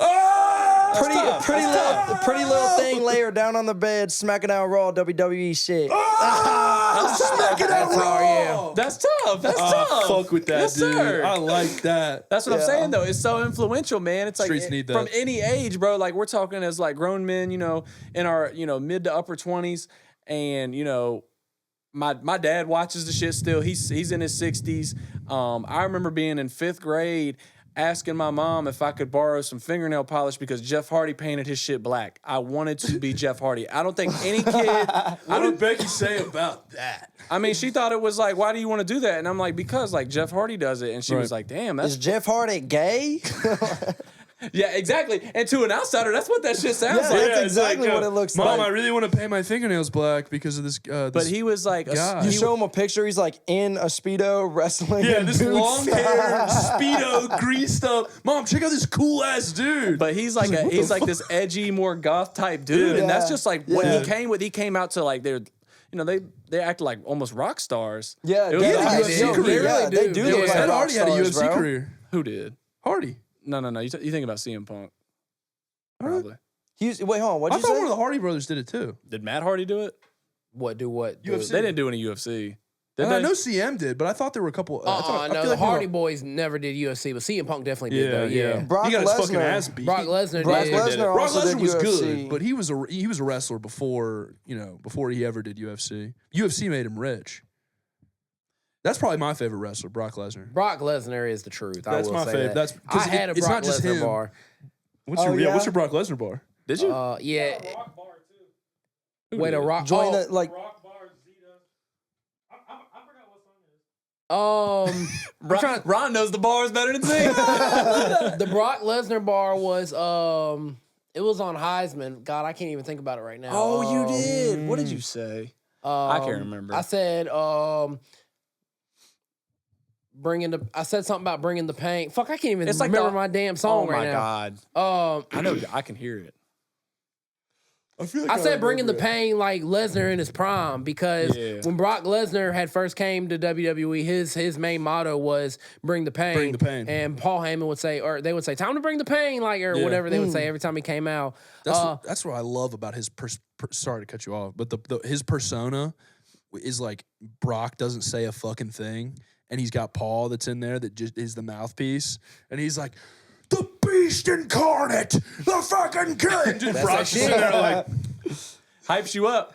Yeah, because he on the technical side, that's where it's dope too, because it is like an art, it is acting, but at the end of the day, it's like someone like him, he had a wrestling background, he was a Division I wrestler at I believe Minnesota. He was National very, champion. very talented, and yeah, then you jump into something like that, and it's like, man, I'm good on the technical side, but let me get this like incredible mouthpiece that go along with me, Right. And like that's where this stuff's just dope, man. Well, Paul Heyman did a bunch of other stuff too, though, like wrestling promotion. He's been in it He's for been forever. there, yeah. Paul Heyman's like an amazing OG. manager. OG.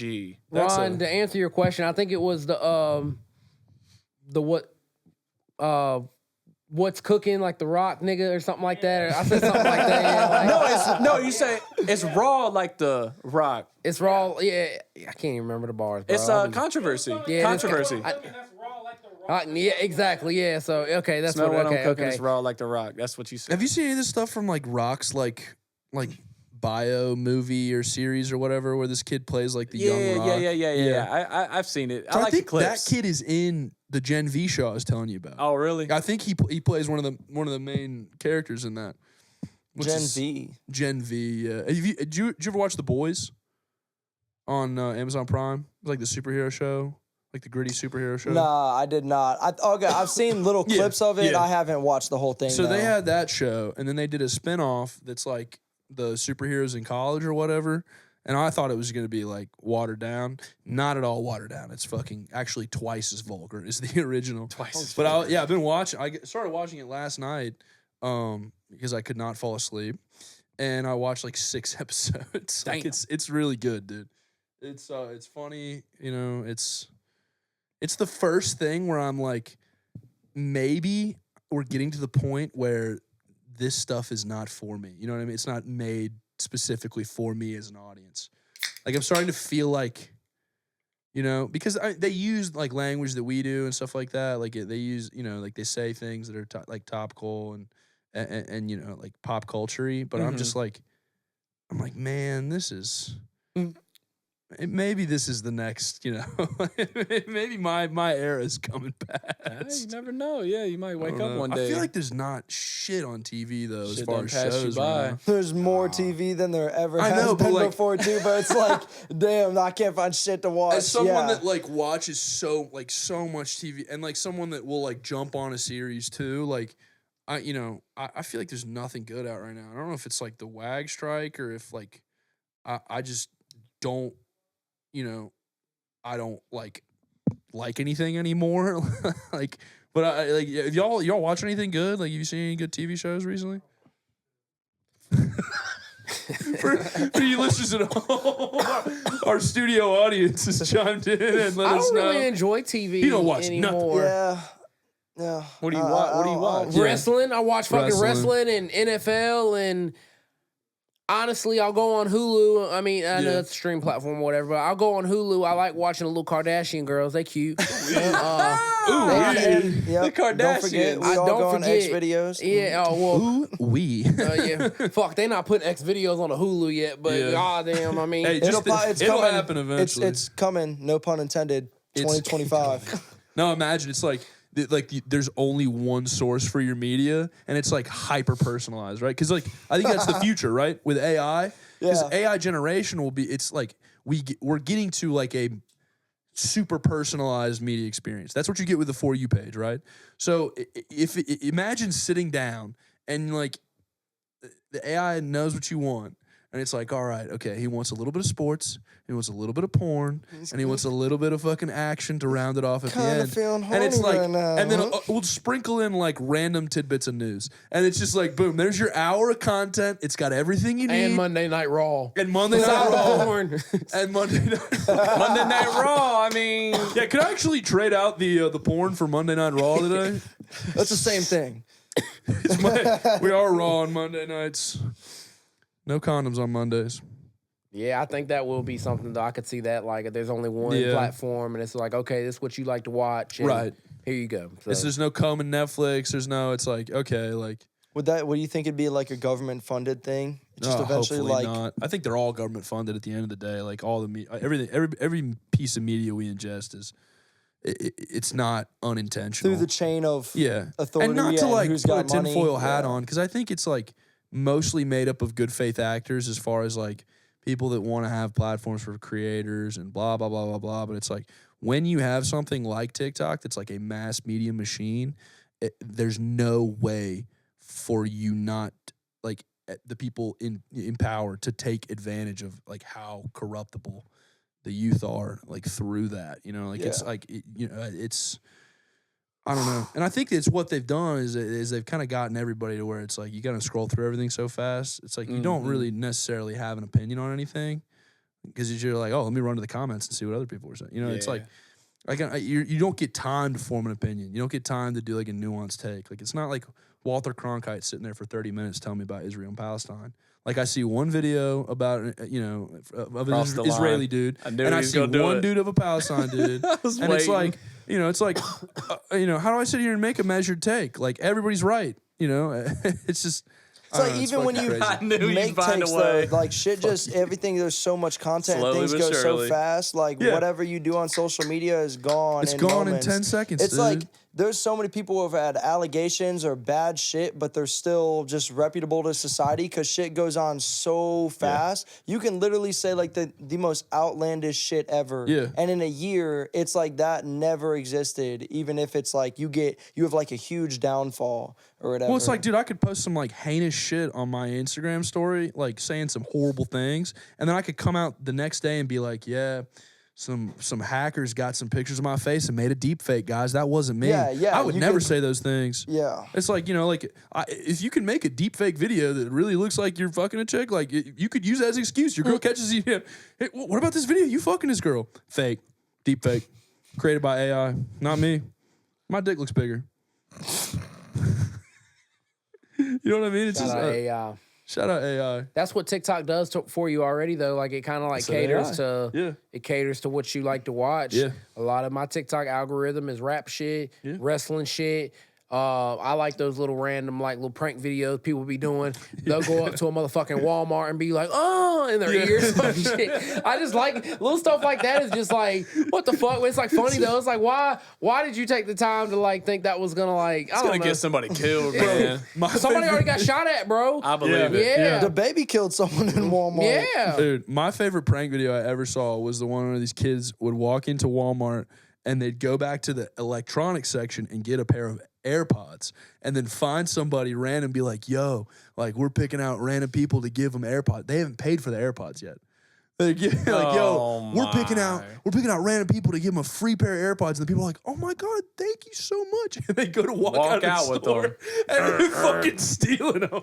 Oh my That's God, that's the fucked up. shit you get arrested for. Like that ain't like a fucking banana or some Whatever. You can shit. steal from Walmart like nothing. They have like the most stolen items of merchandise. But who or are whatever, you gonna like, blame in that out of situation? anyone. Like, Right. oh no, this Right. dude told me it This was dude free. told me it was free. Like that sounds like Motherfucker, what? bullshit. Yeah, like, That does sound like bullshit. How You do should've known How do you better. explain that to the manager when they take you in the back? somebody told me I was the chosen one. Fuck you. Like, come on, like, Shut up, dumbass. Man, The cops are coming. this is Fuck bullshit, you. bro. Like, Cops are coming. somebody is going to get killed though. Yeah. Like on Yeah. on the yeah. prank shit. Oh, no, Someone, yeah. I think it happened in DC actually. Somebody got shot over one of them little TikTok pranks. The dude was coming up to him just saying stupid shit, and he was just like, "Bro, like you need to back up." And he Yeah. kept doing it. He pulled out his shit and fired on him. Shot him. The one I keep seeing is the guy that goes to like, he'll go to like a Crip hood and he'll be wearing all red.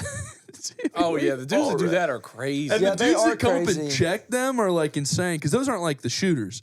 Like, but they're just like the dudes that are out and about. And he's like, "Oh, let me see your tattoos." Like, "Oh, well, you know what? Yeah. What are you flagging?" And it's like, and then the dudes show up, and it's like, "Oh yeah, well, it's just it was a prank." It's a And I'm prank. gonna tell you right now, I have zero sympathy. Yeah. If that's your craft, Yeah. like Yeah, I yeah, don't. yeah. That ass. You really do get what you get with that. I mean, That Yeah, is for FAFO real. for sure. You Like, are if putting your life on the line for some dumb shit. So I have it no is- sympathy. right. yeah going in somebody's ear. That's It's- one thing. It's funny for our amusement after the fact, but Right. when you get fucked up, man, that's on you. I'm just watching it scrolling. If somebody decides to really take that action on you, sorry. God I have hope, mercy. I hope that someone does that shit to me because I'm gonna like probably laugh it off and be like, man, okay, that was like funny. That's it. Have you ever got had me, anything but other people happen to not. you like that you can remember, where you were like, that was so weird that it might have been like secretly filmed? You ever had anybody like Nah. approach you and say something to you or like do something where you were like, that's peculiar enough to where I might be a bit somewhere. No, I I mean can't really maybe about think of like a anything. homeless person, but that was definitely not Yeah. filmed. Probably. I remember being on campus a couple times and like just I getting don't into think like so. weird situations. And I was like, why are you, there's only one explanation for you to be acting like this. You know, it's not drugs. I think you're fucking getting a bit over on me. You were on a college campus. That's what you're saying? Yeah, I feel like I People- remember a I couple mean, times at Tech that's where I was still like, kids, people though, approach like, you and say fucking something, and you're around. just like, what the fuck? Like, Probably got dared. probably. They got triple Yeah, dog dared. probably. They had to do it. They triple dog daring in college these days. I don't know. I haven't been triple on a dog college daring campus bitches to in a start on while. OnlyFans. Do that shit. I triple dog dare you to monetize your asshole and pussy right now. Jump off the roof, ZP. Jump. That should be funny. Create the link. Create the link. send your titty pics to me now. That would be fucking hilarious. Any women listening to this podcast. You know, a really funny joke would be Send me pictures of your breasts. That'd be fucking hilarious. What a bit that would be. Oh my god! And then I look at them and I enjoy them or I don't. Let's go on about my day. That's it. That's it. Restraint. Send me a titty pic. I'm gonna hit it with the like, no response. Just like thumbs up, not even the heart. See, Thumbs up. That's that porn brain. You're desensitized. You're desensitized. Yeah, she sent me the titties. I hit her with the. I emphasized it. I was like, can't- yeah, He can't enjoy it all the way because he has that porn right there. brain. Can't appreciate what he's got. Those titties are Golly. okay, but the double D pair that I just beat to, much better. The porn brain got you taking shit for granted out here. That's it, dude. That's exactly It's right. sick. That's exactly. The porn has destroyed the concept of the six. Oh boy. You know, Of the what? the six. What's the 6? 6 out of 10. Huh? Like, like like a 6. the rating. I got Yeah, you. like a I rating. just wasn't following. Yeah, no, like I think porn has destroyed the I thought concept. you of the talking about six. damn Drizzy. Right. Oh, okay. I was like, you got Right, sixes yeah. now that get in there on the Brazilian booty lift. Okay. And I now got it they're now. out Okay, I here got it like, now. no, not the views from the 6. I was like, no, what's no. six? I'm just Yeah. saying like a 6 out of 10. The porn fucked that album up. Right. Like a 6, the 6 used to be an American staple. Like the 6 was a, Hang on. I'm gonna need some background on it used to being the could American You staple. could go to an Applebee's, right? Oh, this is what I'm In the after. 2010s, Put right? me on game. Put me on Right, game. we You were used to hitting could the go to an Applebee's for Applebe's, women and this was before, in 2010. before we entered the scene. Right. But I'm saying you could go to an Applebee's and you could pick up a chick that was decent, had a tramp stamp, and wasn't fully busted in the face, and she was a 6. And it was like, okay, this is good. This is good that there are 6s out there. You're not gonna marry her, but you tell your friends about her. It's not like she's a double bagger. So it's like Double bagger. I think that the 6s are gone. There's no more 6s. This whole thing. Is the 6s are like, oh well, I can do fucking some RDLs and do some fucking do some lunges. It's that and now I pride got thing. a perfect body, and now I'm now I can make $2,500, $3,000 a month, diddling my pussy. Nobody gets excited over the mid card anymore. That's right. And the mid card is really what's going to take you to the main event. I'm the mid card. I'm the undercard.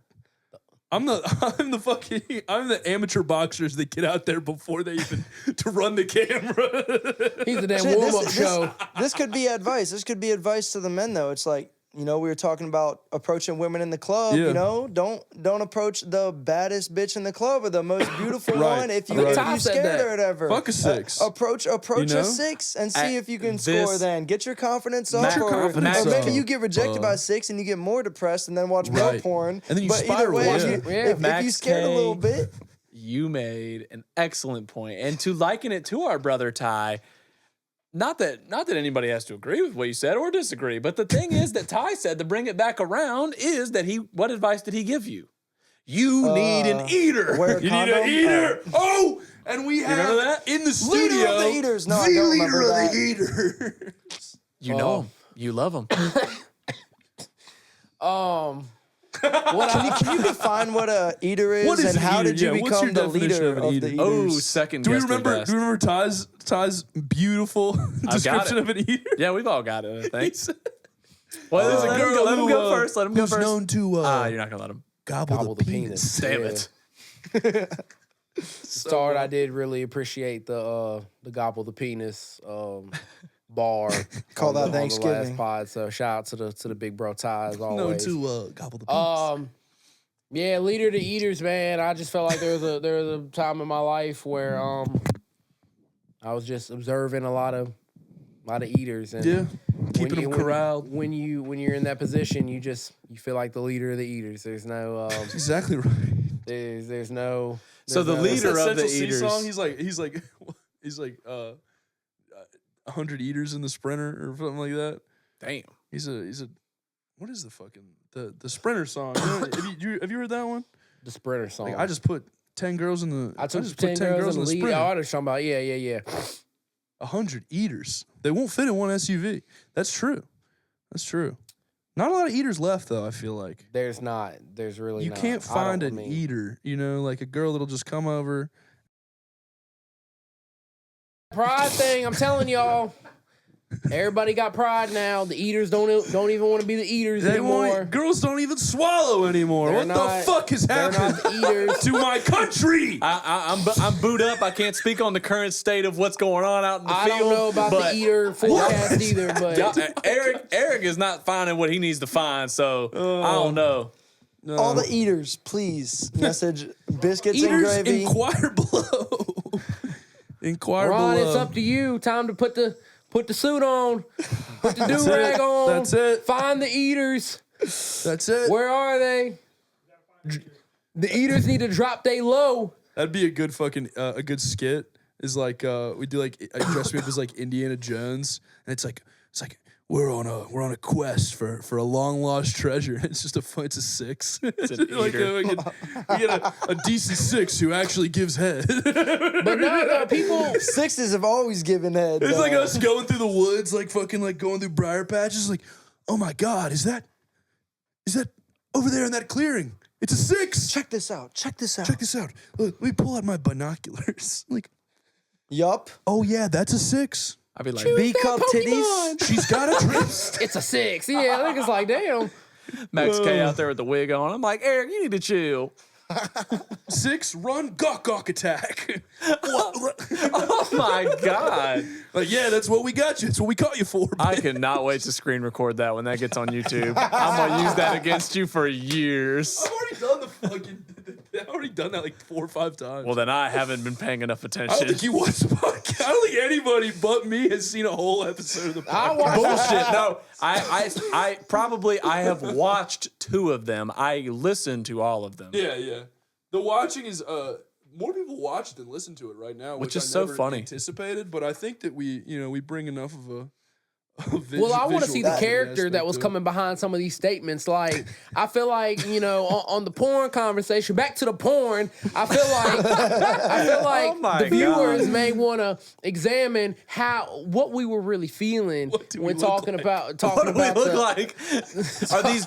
Are these guys decent looking? Oh yeah, that guy in the camo pants knows his way around a box of like. Who are these motherfuckers like talking about porn and heroin addiction? I gotta watch it. Like I need to see what gotta this son see of a who, bitch looks who like. is talking about This this. is why shit. we're shadow banned on TikTok. This is good content. We just can't fucking Y'all post was shit. shadow put it banned on already? TikTok. Yeah. Yeah. Yeah, I put one too many videos up where we say fucking shit, and I think Okay, I did have to type in biscuits and gravy for the last update, like Yeah. the last. We went from like getting like hundreds of views to like the last like 3 or so videos got like 14. Well, I'll tell you what. They would not push us. We need to reevaluate our TikTok marketing I strategy. will guarantee you now that the porn, heroin, and Brock Lesnar conversation will not make the algorithm whatsoever. It will not. Right. It's not gonna make But it. boy, So do the people need to hear it. they do. Important for the discourse. Oh my god. So yeah, man, I'm. No, it's been fun though, like looking at like the macro data of everything and kind of just like getting to see like. I was gonna say we have more people. We have more views on YouTube. Is that what you're saying? It's more people absolutely. are watching. Absolutely, we've got Okay. almost 500 like total channel views since we started. So keep in mind we have 4 videos up. But I mean, as far as YouTube goes, like we're doing pretty well. We've got 30 some progress. subscribers. I'm as far as like a month in, I'm like well exceeding the goals that I had for us. Yeah. My original thing was like I want 50 regular listeners by like the first of the year, and I think we've got that. Now what I've got to work on is keeping people fucking listening, Yeah. or keeping them watching, and that's why we're going to start adding the skits and doing some more writing for stuff like that. So stuff for Biscuits and Gravy fans to keep an eye out for. We should have a skit with Z.P in this episode. Stay as tuned well. in. So fucking listen to the whole podcast. Yeah, I don't know our skit idea for today, so I'm excited for when we wrap this up. I have that one I want to shoot, but then I want to try some other stuff too. What about like, is there one you have in your brain with him? Yeah. Oh, okay. I think. Yeah, it's I the one I think- told you about. Shit, I forgot. Yeah. Yeah, if you told me, I don't. You don't have to give it away. But Yeah, it must not have been memorable. I was gonna say we could yeah, it shoot. sucked, bro. We could shoot a skit where we dress up like WWE wrestlers, and then we actually end up shooting a porno. And I think that would be very much in context Ron's like, to I gotta get out of this the bitch. conversation. These niggas are getting too fucking freaky for me. I gotta leave. This is crazy. I'm about to pile drive you, and then I'm gonna fucking drive my dick in your ass. Ron's like, oh hell no. No, but I think I was gonna say that we should do a wrestling bit. I think that'd be funny as shit. And we all come up with a fucking wrestling character, and we don't tell each other what our character is, and we have Ron be the announcer, and we put like some mattresses down back there, and we have our little like ring, and Ron calls us out, and we like live react to each other's costumes and character concepts, and we get out there we're like, oh, I'm so and so, and they just try to crack That each was other an up. insane idea. Golly. And then we just, I don't know, start fucking. Here we go. And then we just, I don't know, fucking kiss a little bit, maybe. I guess you don't kiss in porn. This is definitely getting Shadowbanned. It's Yeah, this is the shadow band right Yeah, here. The this whole is- episode. yeah. Would you kiss a porn star? Huh? Would you kiss a porn star? How else are you supposed to start shooting the video? Fucking straight dick and pussy. I don't know. I love her. I love her. She means a lot to me. I love her. This is my first time. That's She the is whole, very like- gorgeous to me. Do you guys see camera. any of the like the Sky Breeze stuff where she hangs out with all these like streamers and stuff? She spent, dude. She's smart from a marketing perspective. I seen like I mean, with apart Aiden from the fact that Ross, she's got a but perfect body and massive breasts. Wait. Who is that though? Like for Sky real? Bree, You don't know who Sky Bree is? sexy. I know like of the name. I assume she was like some. I don't know. If she either, was like a Breezy. TikTok Let me look star. up Miss Sky no, Breeze. she was Go some on her chick that used to Twitter, work it's at awesome. Target, and I then just bet so. like for real? yeah, and then started OnlyFans, and then kind of Oh. blew up off OnlyFans. She's But one what of the she biggest did- independent porn stars in the country. There you go. Independent porn star. Ron, Shout out, Ron, don't can we hate get on a the picture career, of to be Sky honest. Bree's titties over here? Ron, can I get Pull up on the projector. So can I get a pussy spread for Sky Bree over here on the projector? Oh my god. No, but what I was saying is like she took her like brand away from just the porn and started hanging out with these like young streamers yeah, because they've like I mean their subscriber base is all fucking 15-year-old boys who who already know who she is. who was jerking off to Sky Bree, right? So it's like, dude, she gets on there with like Aiden Ross and all those streamers, and like, it becomes part of their whole thing. And now she's got like these dudes that like the vlog dudes that like simp over her, and like the dudes that want to date her. she and probably stuff. got like endorsements and crazy? everything. And it's like, dude, porn stars are like it is celebrities. insane. They have like super fans. Right? Sky Bree, the real Sky Bree, has 2.4 million followers on Instagram. Very talented. She does have a link tree. Oh, phenomenal. She's probably been dropping some heat. She's got good stuff Hey, on her Twitter. I will and say. Not only does she have the OnlyFans, she has the Discord. Yup, So- there you go. Yeah. Yeah, for all you fucking weirdos, Streaming. hop on there and chat with your buddies about the chick that you're jerking off Yeah, to. she has a Nothing level, cooler, a man. level of access. That's wild to me. That's what I do. A bunch of them have discords. Who? Porn stars. Really? Yeah, it Yeah. is the big new thing now. Communities are where like They and that's will this play is a- video games like with their titties out and stuff like Hell that. yeah, And, hell yeah. yeah. I That's also play insane. video games with my titties out. It's not marketable. Yeah. Well, I mean, Discord and Twitch, they're strict on that. Like, you can't do that stuff, Right. but they'll be on like a live Right. That's what stream we need. sort We of need that server. streamer money, bro. I need what's that? The new one, Kick. They keep signing these fuckers to like $100 million deals. Oh yeah. Dude. What? Kick? Like Yeah. KIK? Like the KIK. old messenger Yeah, I think that thing that there's you a- used and got everyone's Omegle? I think that information they've from? maybe rebranded to be maybe it's a Oh, completely I didn't different think. company. I didn't know it was the same company. I don't know. Yeah. I didn't even know they were Because I still remember around. Kick back in the day, which is what people used to like fucking message on. But no, like fucking, I'll sell out instantly, dude. I'll do whatever for $100 million for a streaming I'll contract, sell out. dude. I'll be on stream 24 fucking. You can watch me sleep. You see that shit? That stuff is that's dystopian though. Have you seen the streams where they do like the 24-hour stuff Well, that's and they let people that watch them Kai sleep? dude, I think, is his name. He was trying to break the record for the longest Yeah. stream ever, and it was a couple days. So Well, he his did thing not was- get off the stream for days. Like, he slept on cam. Right. He did everything on cam. His for shit was like an days event, right? or Like his shit something. was a thing. Yeah, like it there are was. people that just do that. Like it's just like they're like That's a big deal right now. keep it going, and that's what I like. I like my media. You know, like I'm somebody that watches a lot of I watch a lot of YouTube videos, which is kind of grown to take out a lot of the cable television I used to watch. But like I do not understand these people that want to be in that live space for so long. You like have 4, to be 5, 6 hours dedicated at a to time. social media. Like you have to really just be on there all the time. Right. That's crazy to me. Like just my whole life is just live streamed. Like, Right. and I've seen people on TikTok. They're just like, oh yeah, we got a live stream for the bathroom and shit. I'm like, For the what? yeah, like You mean they're shitting on live? I don't know if they're shitting on live, but they've said like, yeah, we've got a camera like in each room, like in our bedroom while we sleep, our bathroom, our kitchen, like yeah, everything we do is live stream. But I tell you what it is. I think what it is like it's little freaky shit like that. Yeah. They tell people that get the real freaks tuned in. Oh, they got some shit for the bathroom. Yeah. I gotta tap in. That's what it really is. You might be right. That would be It's- another funny skit. Is like a guy that does like a morning talk show on the shitter in the morning. Yeah. And he does like is like an hour long, just Hour long. sitting there with his like fucking face around his neck. He's like, "All right, chat, man, fucking good to see you guys today." He's like, he's like, "Yeah, feeling good this morning. Yeah, pretty solid stool. What are you guys thinking about?" We can shoot that right now. You could do it. No, you. Well, you just go. Nah. Look You at just on you there, just dude. did it. Nobody wants to see me on the toilet. So it is. So you admit it is a sexual thing. What is? You said nobody wants to see you on the toilet. There's nothing sexual about it. You're saying, I was about to say you're that's saying very that you want. unsexy Yeah. if you ask me. It's quite But grotesque, there are actually. people. No. But you're saying that there are people that would prefer to see other people on the toilet. Yeah, and there's people that like everything. That porn brain Right. got people That's looking true. for the toilet views Looking now. for the like, weird shit, Yeah. Pissing on each other and stuff. Exactly.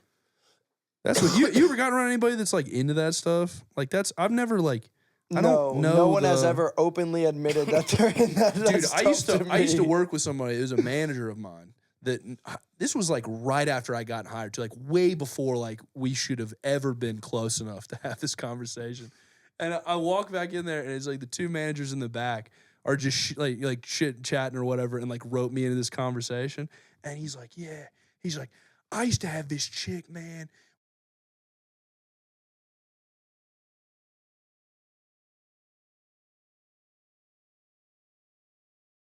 I was like, what the fuck, dude? Like, what about me right now? Pause. What about me right now makes you think I want to know that so I can change and not look like that anymore? He must have thought you were like extremely approachable and open. Yeah. to Yeah, even- that Yeah, you ass. got to even be at say that that. point. Yeah, Yeah, Yeah, this guy's like, definitely peed on someone This before. he fits it. Him in his camo pants. He's definitely pissed on somebody. Yeah, this guy right here is definitely pissed on a truck stop holder one time. Let me bridge this gap. If somebody wants to explain something to me just off the simple fact they feel like they can relate to me and what they're saying, I don't know.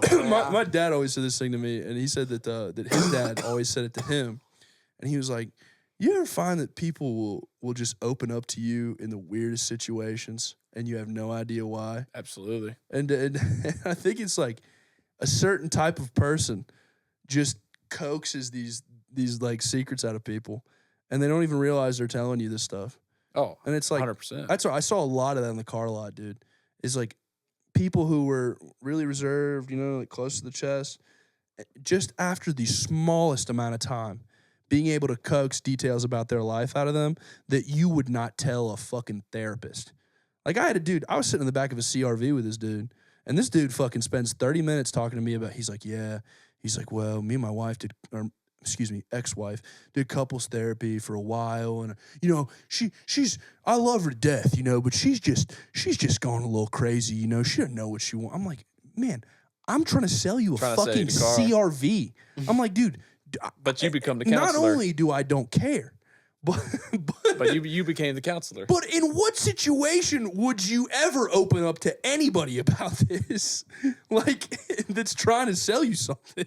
Not yeah. Like, Nah. dude, do not be vulnerable with me. Like, my Right, job right, is to right. take advantage of you. It's business. Like, if you show me any vulnerability, I will take advantage of you. Like, that is the whole nature of the job. And it's like fucked up because people like the whole thing is like you've got to get people to trust you. And when people start trusting you, they fucking start telling you shit. Oh, for And sure. you're like, you gotta, oh my God. you gotta act interested. keep that in the journal, pimp. Like Yeah. that's tough. I was gonna say earlier, I forgot what she had brought up, but I have had like a lot of moments where like I was just like, I can't believe this person is telling me this right now. I ordered a pizza one time, and know why that's funny. the delivery driver pulled up. It was it was a girl who pulled up or whatever, and she was just like, hey, da da da da da. I got to get back home or whatever. She, what are you doing tonight? Da, da, da. She was like, yeah, I got to get back home. And I was just like, oh, yeah. You know, saying, what are you doing for the weekend? She was like, well, I don't know what I'm going to do for the weekend because, my dad likes to get really drunk. And when I get home, he might think about like beating me or whatever. Like he gets, it's not funny, but like, yeah, he. It's hilarious. I'm sorry. It's hilarious. It's hilarious because like she was just like, he gets really mad at my boyfriend and he takes it out on me or whatever when he gets drunk and so I got to get home tonight and take care of that before he gets back and stuff like that. I didn't know what the hell was going on. This is 100% true story. She was telling me this in my front yard and I was just like, dude, like I cannot believe like somebody's taking the time to like sit here and tell me this, but does this get you more tips on your deliveries? I was really wondering that, like, I cannot believe she's telling me this right now. Like, That's yeah, crazy. like You gotta think why someone like is doing that though. It's like it's either really on their plate and they got no one to like get it off with, Right. or they just maybe they could just be a pathological Or they liar tell and everybody they're just everything. trying to freaking get some attention or some shit like that, trying to get sympathy Right. or something like that. it's more of but- like, why did you feel the need to tell me that on a pizza delivery? Like, why did you feel the need That's to true. disclose like a whole like right. damn Dr. Phil type intervention on a pizza delivery about how your dad's gonna beat you and your boyfriend because he get too drunk? Like, yeah, I think you know what? the boyfriend. I'm He was having a gonna get great beat night. too, so- I got a pizza, I got a blunt roll. I'm gonna go watch a movie, and nobody gonna beat my ass. So Yeah, I go back in the crib. I'm about to eat. And is that what you want? Like, Yeah, and apparently she's worried to go home. So I don't know, man. I take kind of long way wonder home if I were too. you. He said, long story short, I grabbed a pizza, went in, had a good night. Long story short, that's how I found one of my eaters. I mean, And that's how I became the leader of the eaters. Daddy right there. issues right there. Don't broadcast that to me. Breezy's like, oh, this is fucked. shout out to Pizza Chick. The pizza chick. She was the first ever eater for the leader. She declared me the leader, but nah, I have been in a lot. I have been in a lot of situation. Where people just kind of like just are very extremely open and just want to like detail just like the craziest shit to me, and I'm like, damn. Yeah, keep that in the journal. But it makes me feel better because I feel like, oh, I must be approachable. yeah. You That's must true. feel really comfortable with me to true. really sit Yeah. down and tell me this sensitive information. So I must have a kind face, or a pleasant disposition. you must really feel like you're in a safe space with me right now. So salute to the pizza girl, the pizza delivery girl. bless you wherever you're at. I hope Daddy didn't go crazy or whatever was going on, but I shouldn't even be laughing. I shouldn't be laughing either. But Yeah, the fact Brighton, that somebody domestic violence isn't fucking funny, dude. Whistler Tavern, dude. What do they got over there? Fucking wife beaters? Maybe. Yeah, you never I know. don't know. I don't need a tank top to be a wife beater. Domestic violence, not fun. That's an Eminem bar. What you say? Actually, I don't need a tank top to be a wife beater. Damn. That's fucked up. Eminem would be the only rapper who would come up with that. They keep bar. trying to I feel rename like. tank tops, and it still goes back to fucking wife beater, dude. Always will. I just called a beater. Yeah, wife beater. A beater. That's Wife beater, beater. so incredibly ridiculous. Yeah. It's just That's probably like the the most like term. stereotype thing that has ever been like set to a piece of clothing or whatever. You think? Like, do you know what I'm saying? I don't know. What's one that would be more like a trait? Like, Like stereotype, like how? What do you mean? Like I feel like there was like there was they're a time. called wife beaters. It's like, Oh yeah. Yeah, well, I like it's in terms of like calling something. Oh, the ridiculous. namesake. Yeah, I'm with you. Okay. Yeah, Yeah. yeah, those tennis shoes we used to call.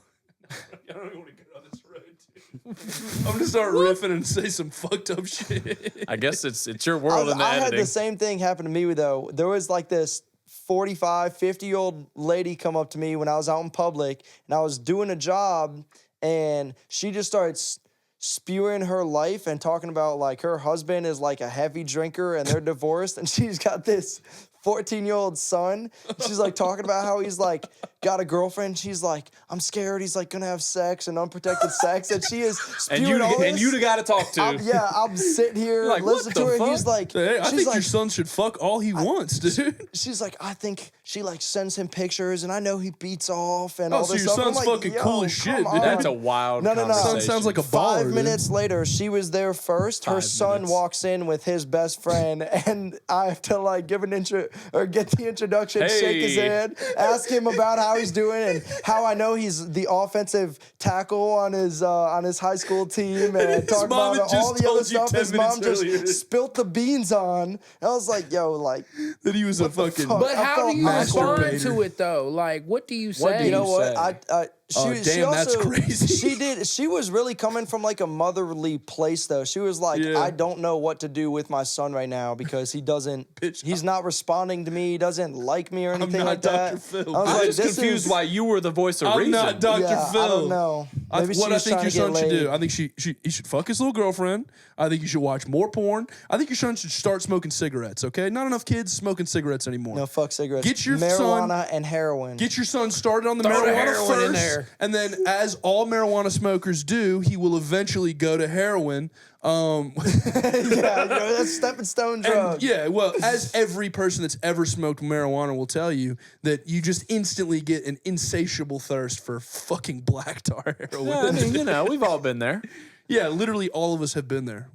Just a good session with black tar heroin and WWE. I just, Yeah, man. Just can't. Yeah, dude. Can't even. Just got off a long Monday of work. I just got a pizza delivered by a bitch that was domestically abused, and now I'm about to do some heroin and watch some fucking Monday Night Raw. Sound like a ZP week right there. Nobody bother me. My phone is on D&D. I love my life. I really do. Yeah, I really do. That's how it feels. I feel like some of these motherfuckers are like, time to take 2 benzos and watch a whole season of fucking Housewives. It's like, what, dude? I mean, that's facts nowadays. Yeah, the housewives. I can't stand that shit, bro.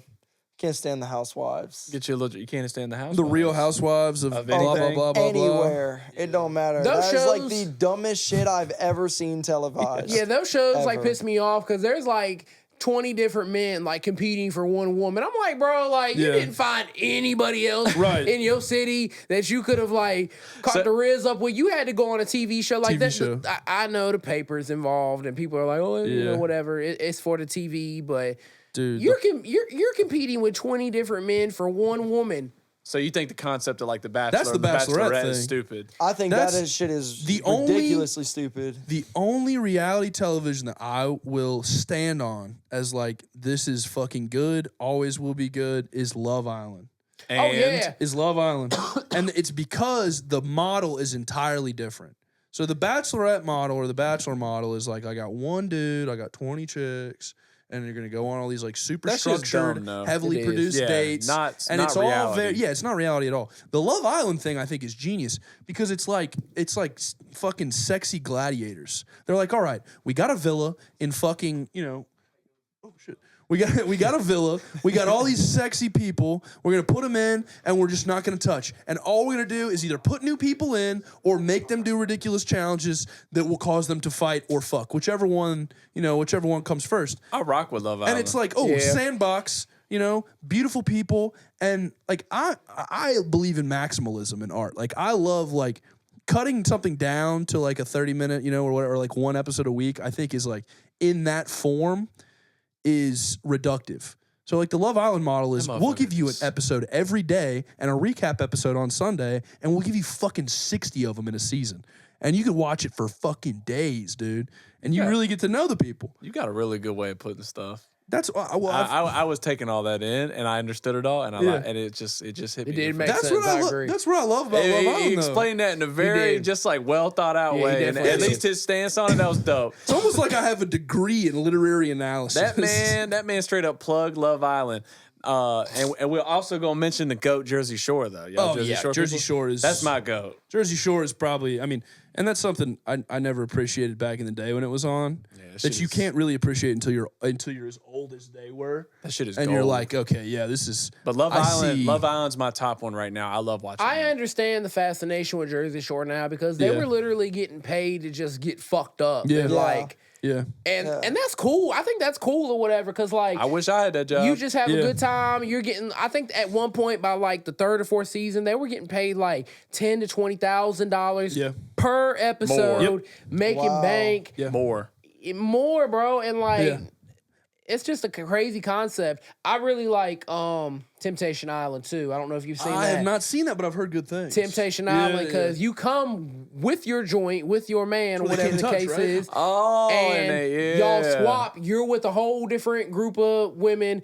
Your shorty is with a whole different group of men, and both of y'all are fighting the temptation. You don't know what's going on, but you do receive a tape once a week of heavily going on? edited, out of the worst context. of what's going on. Exactly. So they took that from Love Island. So the Love Island model, about halfway through the season, they split up these couples and they send them to another villa, and they bring in all new dudes and all new chicks. Yeah. And it's like the new dick phenomenon, you know, or the new pussy phenomenon is like, you can have these people that are on here like, you know, I fucking love my bird, mate. Like, we've been together for fucking 12 days now. You know, I'm going to marry her when we get out of here. And then they go to another villa, and it's they're like, done. it's like, man, I don't know what it is about this new chick.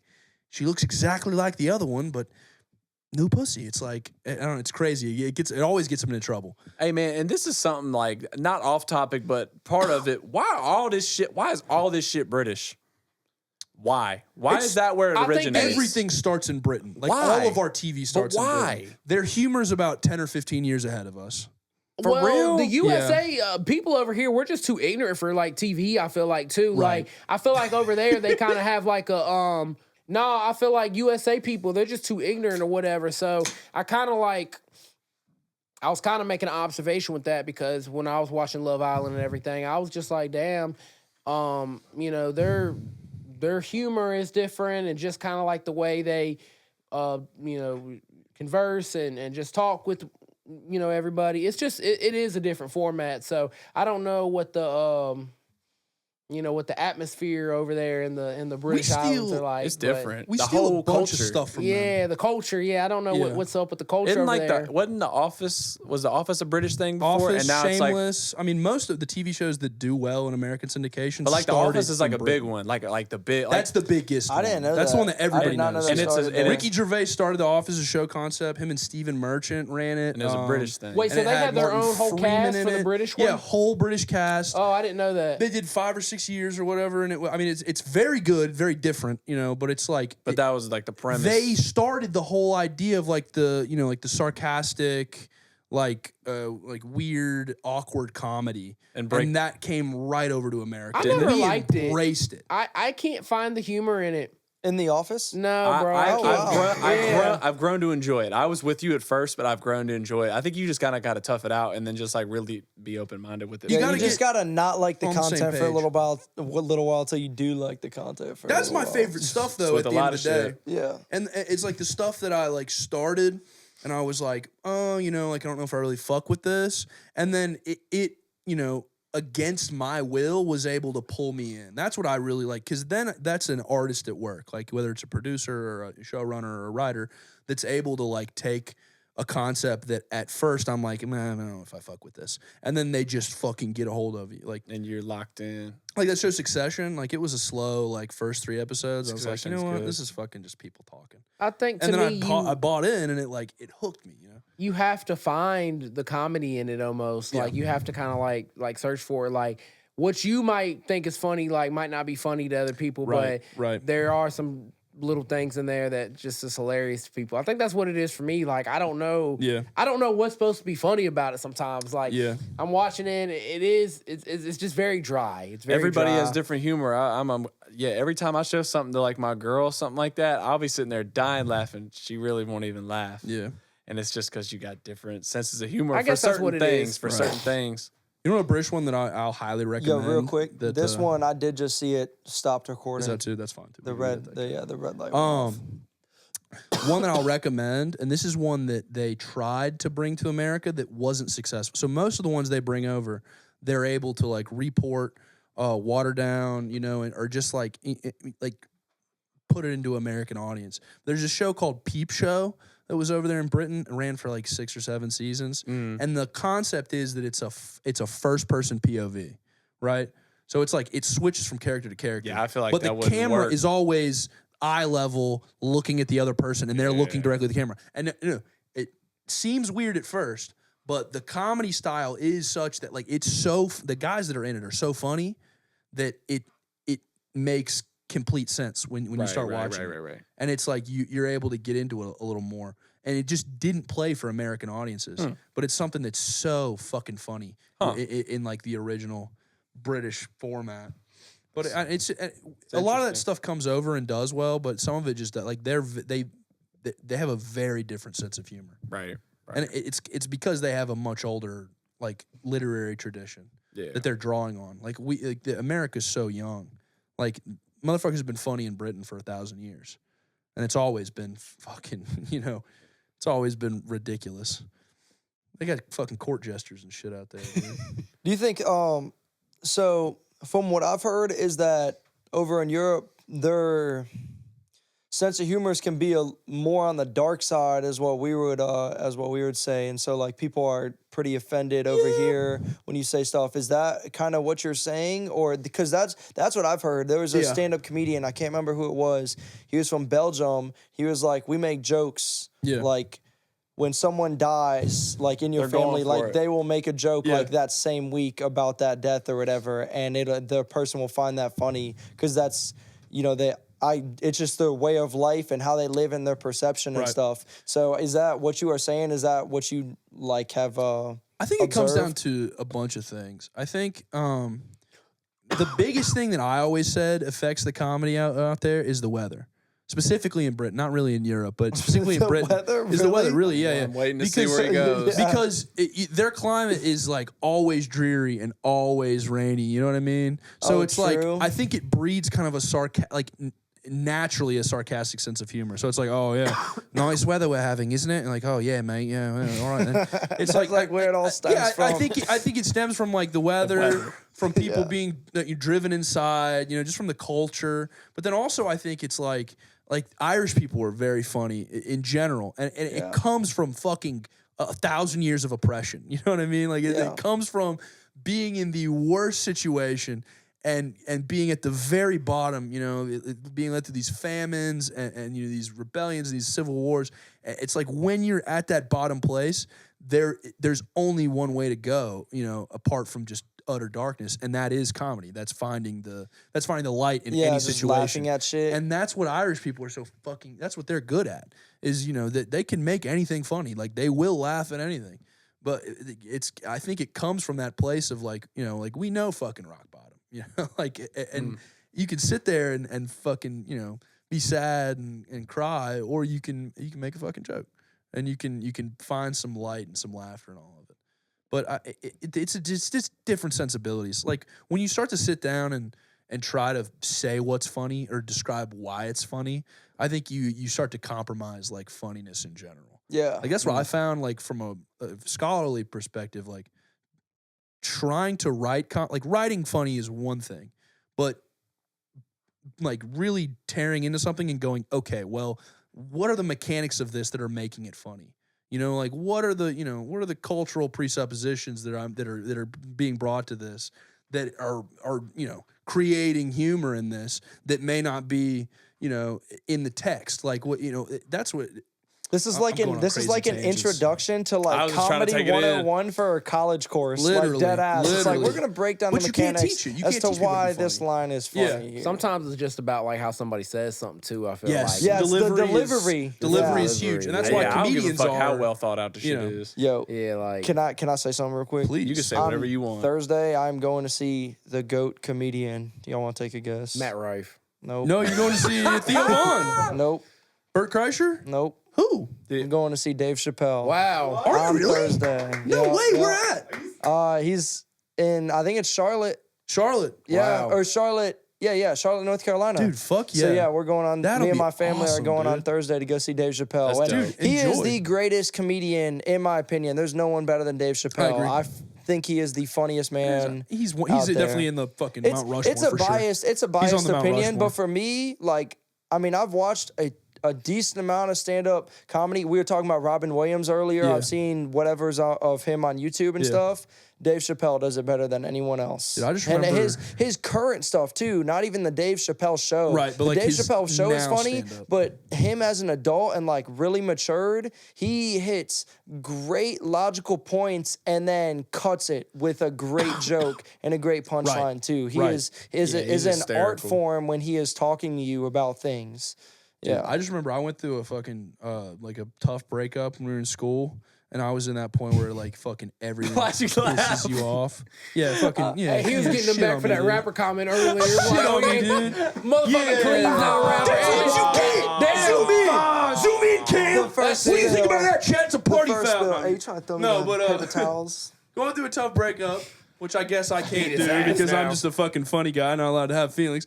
No, another tough breakup. And it's like one of those things where it's like, dude, you can't even look at your phone because everything fucking makes you sad and pissed off.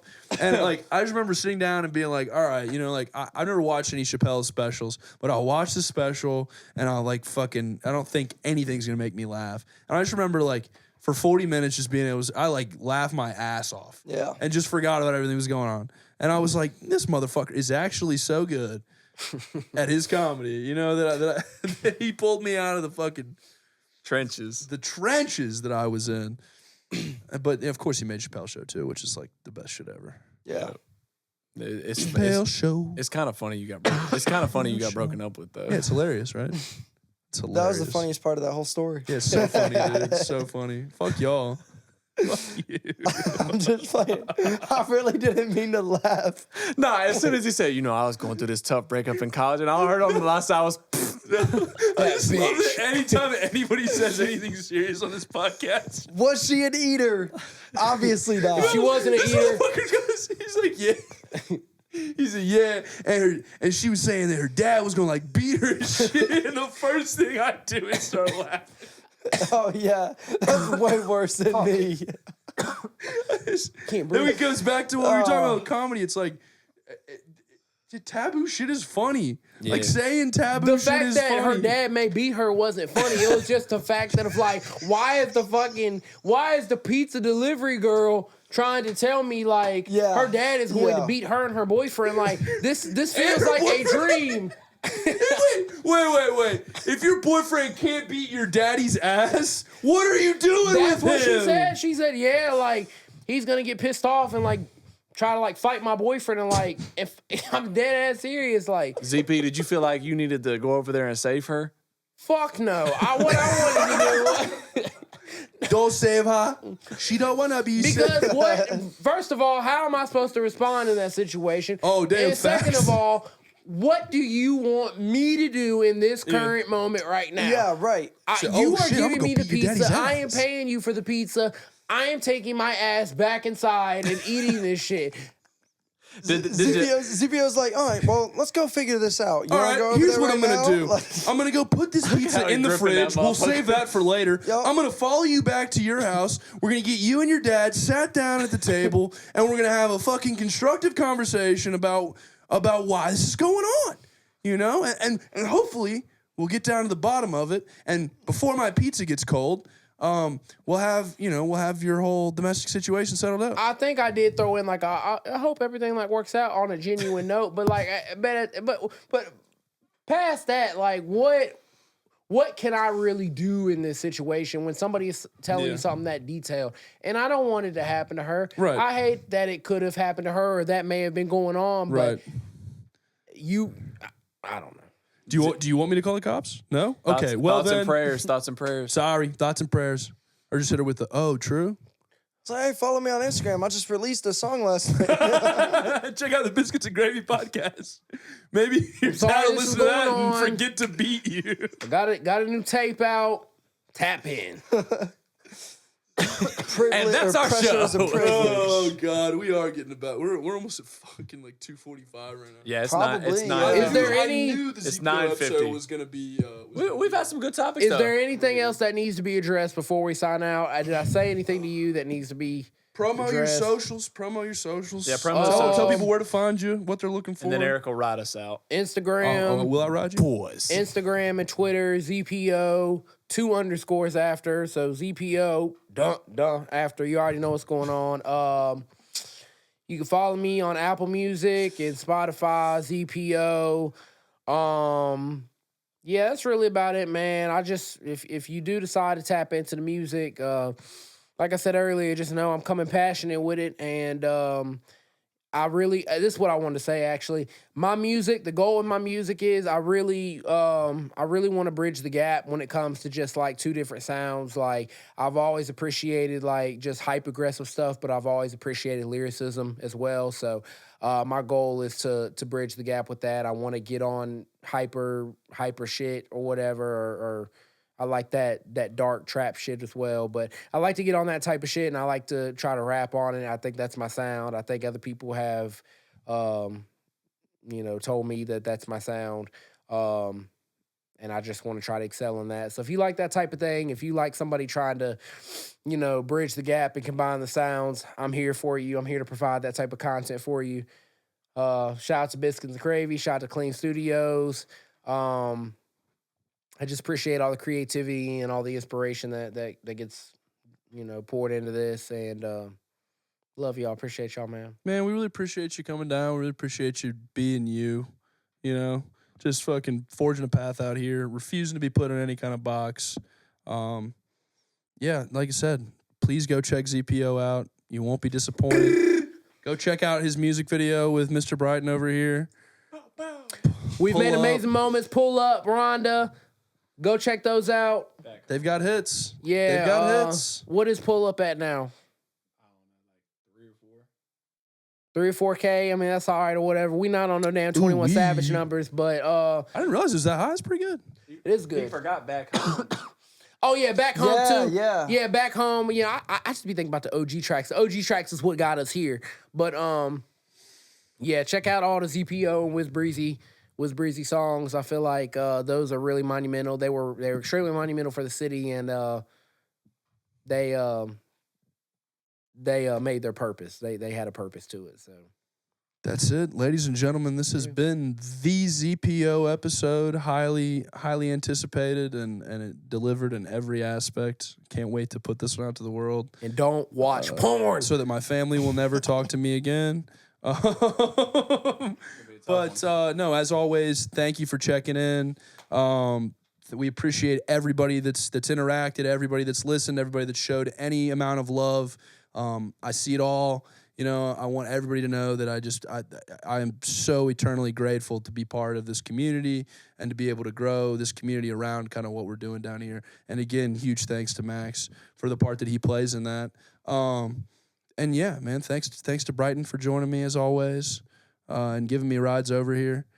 And yeah, He ain't got no car. I don't have a car. I'm just a bike guy. Yeah. But no, this has been God, JK, what, he got a episode car. 6? It depends on if you Depends want on to your count the live numbering. stream. Yeah, count the live. It's Yeah. 7. Yeah, This is technically our 7th episode. Yep, Starting to find our feet now. So it's pretty dope. if you're not Rolling involved, along, if you're not baby. subscribed, I don't know what the fuck is wrong with you. Get right, get on board, get on the fucking gravy train, because God damn it, we are headed to Hollywood and we'll sell out as soon as we fucking can. Biscuits and Gravy. All right. But yeah, this has been another wonderful episode. Make sure that you tell somebody that you love them, and don't be a fucking prick. Oh yeah.